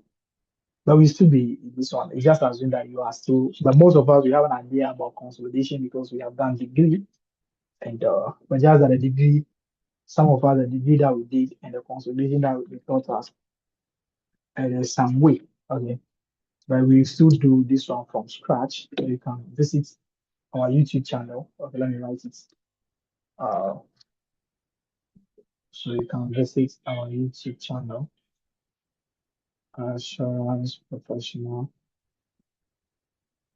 School, and you see videos on the intro to group accounts or into group balances. Okay, you learn something there. Okay, so please, this is all about this one. Question number one, we will do the PSC in the evening or probably in the evening. If it's not in the evening, I will still communicate that with you. And yeah, I've seen a hand out, please. Hello, Yeah, yes, yeah. about the calculating of the goodwill for Yeah. the proposed method.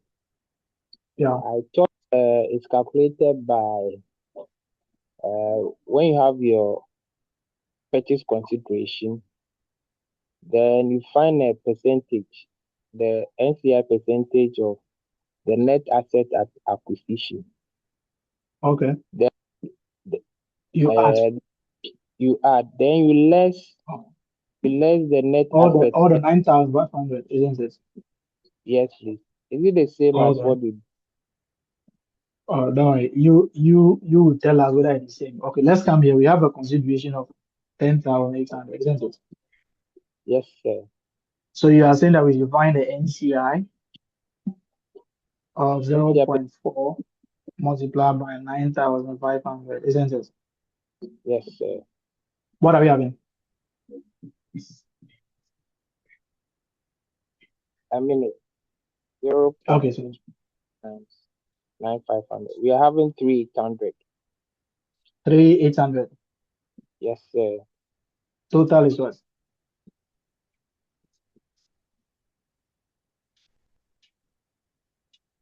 I'm sure 14,600. 4,600. Okay, then you come to the total net assets here, isn't it? Yes, sir. 9,500. Okay, that will give us 5,100, isn't it? Yes, sir. Okay, so let's come here. Okay, you see, you can see that you are adding this to this one, isn't it? Yes, please. Okay, you are going to be adding this and subtract this one. In effect, you can also do this like this. Instead of adding, you can just subtract it over here. So you will not add this one because you are going to be doing this like this. This is 10,800 plus 3,800 minus 9,500, isn't it? Yes, sir. So if you pick these two together, it will be 3,800 minus 9,500, isn't it? Yes, sir. Which is the same as 5,700. How that is fine. Yes, sir. Okay. So it's Senior can talk. So you find the parent share on the net straightforward. Yeah, straightforward. Because if you are bringing the NCI, you are adding the NCI to the parent. You are adding the NCI to this figure because the NCI is already part of this 9,500 over here. It's actually 100%, isn't it? Yes. Okay. So you are looking for 60%. Since you are looking for 60%, that is why you are adding a 40% to this one. So this is supposed to be 60 plus 40. So since you are looking for 60% and you're using 100, you have to add a 40 here.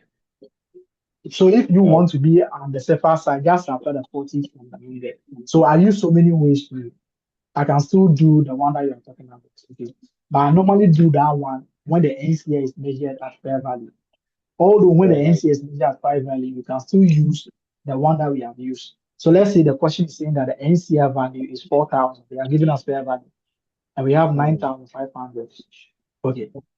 So if you have 9,500, NCA is 4,000, then the parent will be 5,500, isn't it?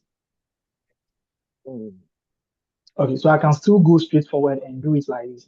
I'll just do a net asset and have 9,500 minus 4,000. So I'll be having 5,500.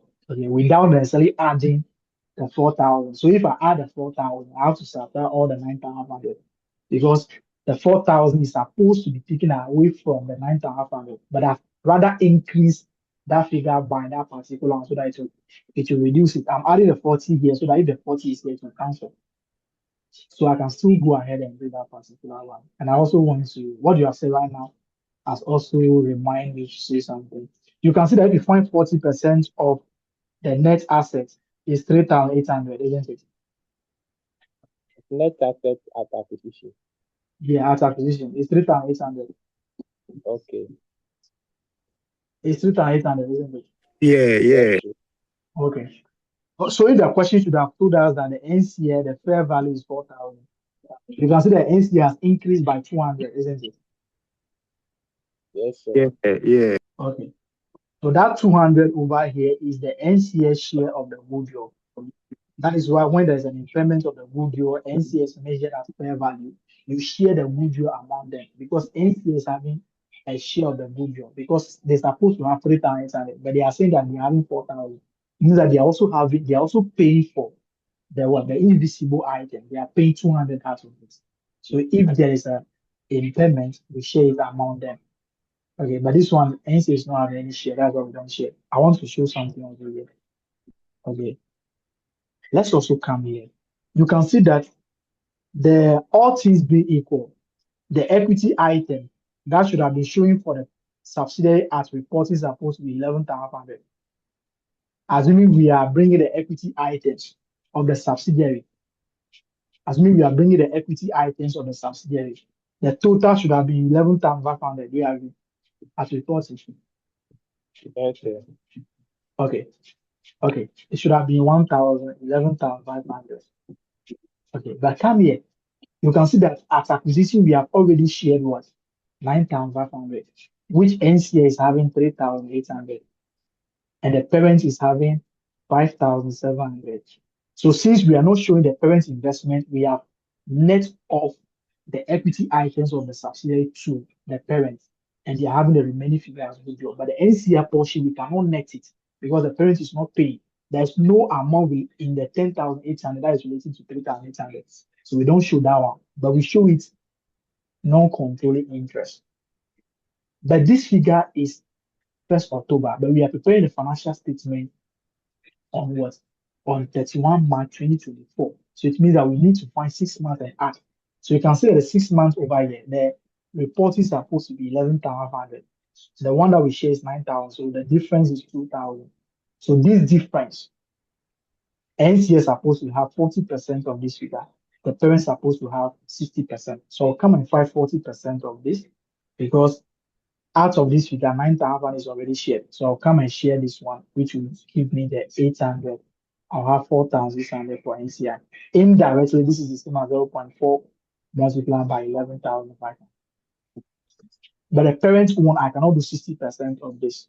If I do 60% of that particular figure, okay, 60% of that, I have to make sure the figure that I'll be getting, 5,700 should be taken away against the investment. The remaining one to be taken to the group retained earnings. Okay, that is the reason we don't show the equity item of the parent. It's very, very, very, very, very, very simple situation. So it was two hands up. We have deal with the first one. Okay, Yeah, I'm sure please, some also sure. Hello, sir. Yeah. Please, I have another question. I Okay. don't know whether it's working for the NCI. So the NCI, I know should be the calculation of the NCI you find a percentage of the NCI share of the post-acquisition profit. Okay. You see. I was the one who didn't write the figure there, so I was expecting to add it to write it yourself. Okay. But I thought the working flow will be posted at the NCI in the financial position as well. The total amount. Because you go and do that one. Okay, you will total everything and do that one. For me, I just saw it. I don't post the figures because posting the figures will become easy by you adding and posting.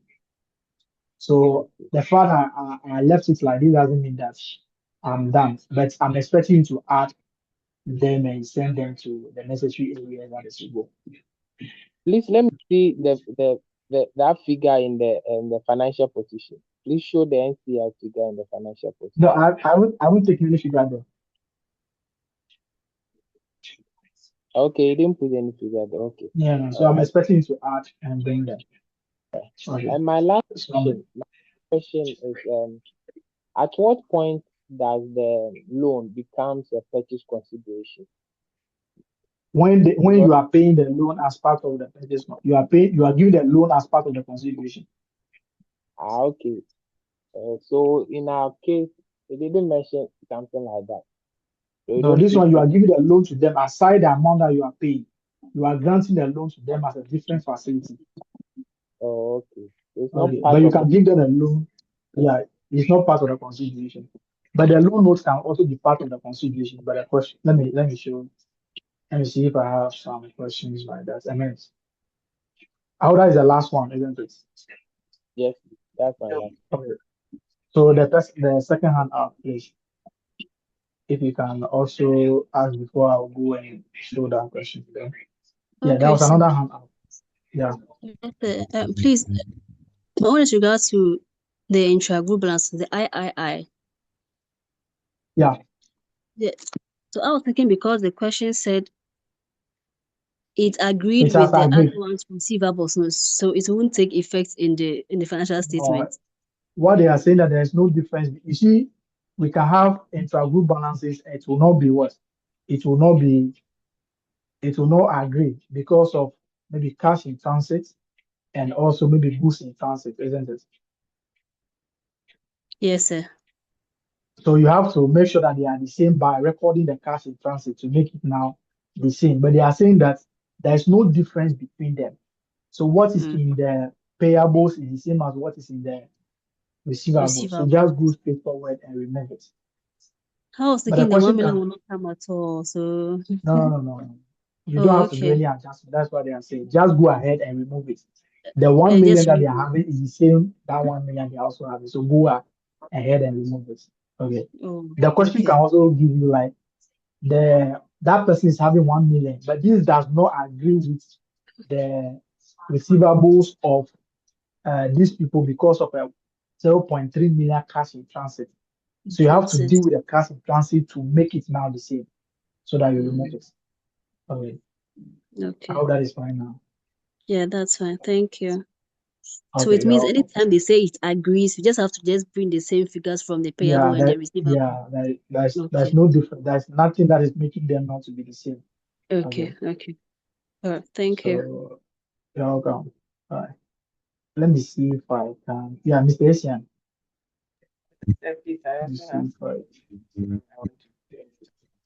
Yeah, Senior.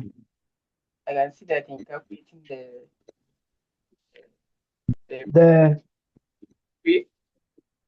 retained earnings at the acquisition. We retained earnings at what? At acquisition, we use an amount of 5,800. And I use the amount of 5,800, if I'm right. Yeah. I thought that for finding the retained earnings at the acquisition, we'll use the amount given to us, which is 8,300. Then we less the post-acquisition profit from it. Or post-acquisition profit is how much? Yeah. Post-acquisition profit. I think from our end, we used the 5,000, then we divided it by 2. Okay. To be 500. Okay, my so if you problem take 2,500 from the 8,300, giving us 5,800. My problem, 5,000, we use 2,500. 5,800, isn't it? Is it Yes, 5,800? yes. Yeah. But my problem is about the loan, which was acquired on the October, Yeah. 1st of October 2023. Yeah. I thought like the loan will affect the post-acquisition profit, but it won't affect the pre-acquisition profit. Or so dividing the subsidiaries profit, which is 5,000 by 2, it means we've taken the loan as if it has been there since the beginning of the year.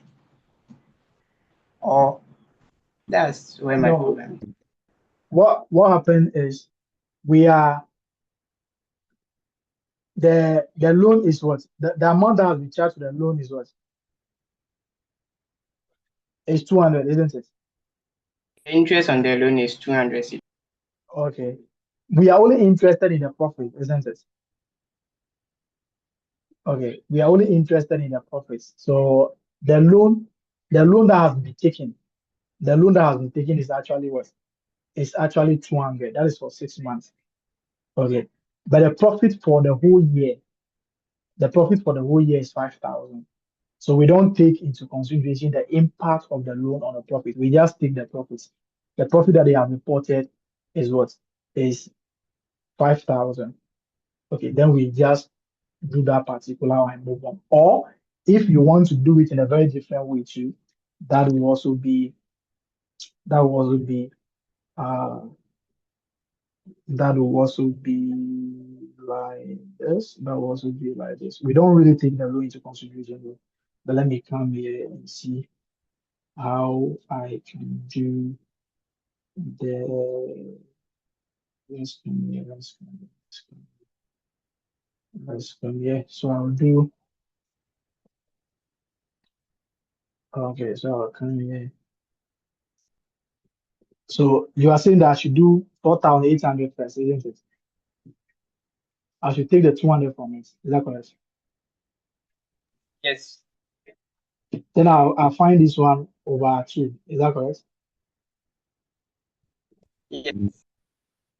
Okay. Okay. But let's come here. Okay. You see, there are certain revenue in the question. Okay. We don't know that the revenue that they are talking about, even the expense that they are talking about. Look at the 7% loan. Okay. The 7% bank loan.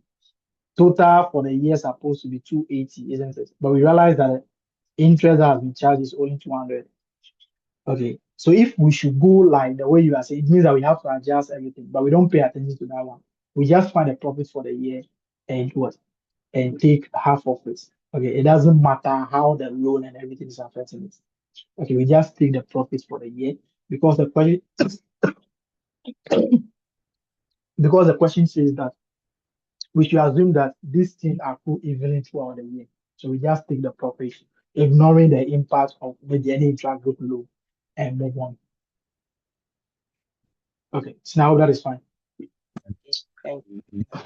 Okay, so if you do it like there is a lot of things that will happen maybe during the year, not at the beginning of the year, but we just assume that the profits have been accrued evenly throughout the year and get that figure and move on. All right, that's fine. Yeah, I'm sure we don't have any other issue again. Please. All right. So that is it. All right. All right. So if you are interested in taking your tuition, maybe FR or anything with us, please, you can the number that I've been using to pose the thing, so maybe you can even contact any of these numbers. Okay, or 0555 73 Okay. So maybe you can try. Maybe you have tried so many places and you are not being successful. Okay. I don't know whether it is a place that you are going that, or maybe you are the cause. Because if it is a place people might not be passing there, but it might be the place where people are putting in a lot of work. But I also believe that if you understand the basis or the concept around everything, you'll be able to find a way. So maybe if you are interested, you can contact this number. But before you know, you have to know that we have actually won Best Student for Financial Reporting for 3 consecutive sittings: November 2024, March 2025, and July 2025. Okay, so it doesn't mean that if you can't pass, but if you put in the work with what we have done, I'm very sure you will be able to be successful. Thank you for showing up, and I'm very grateful. I'll see you in one of our meetings again. We might be doing public sector in the evening, but whatever be the case, I will communicate that with you. Thank you very much for coming. Bye for now. All right.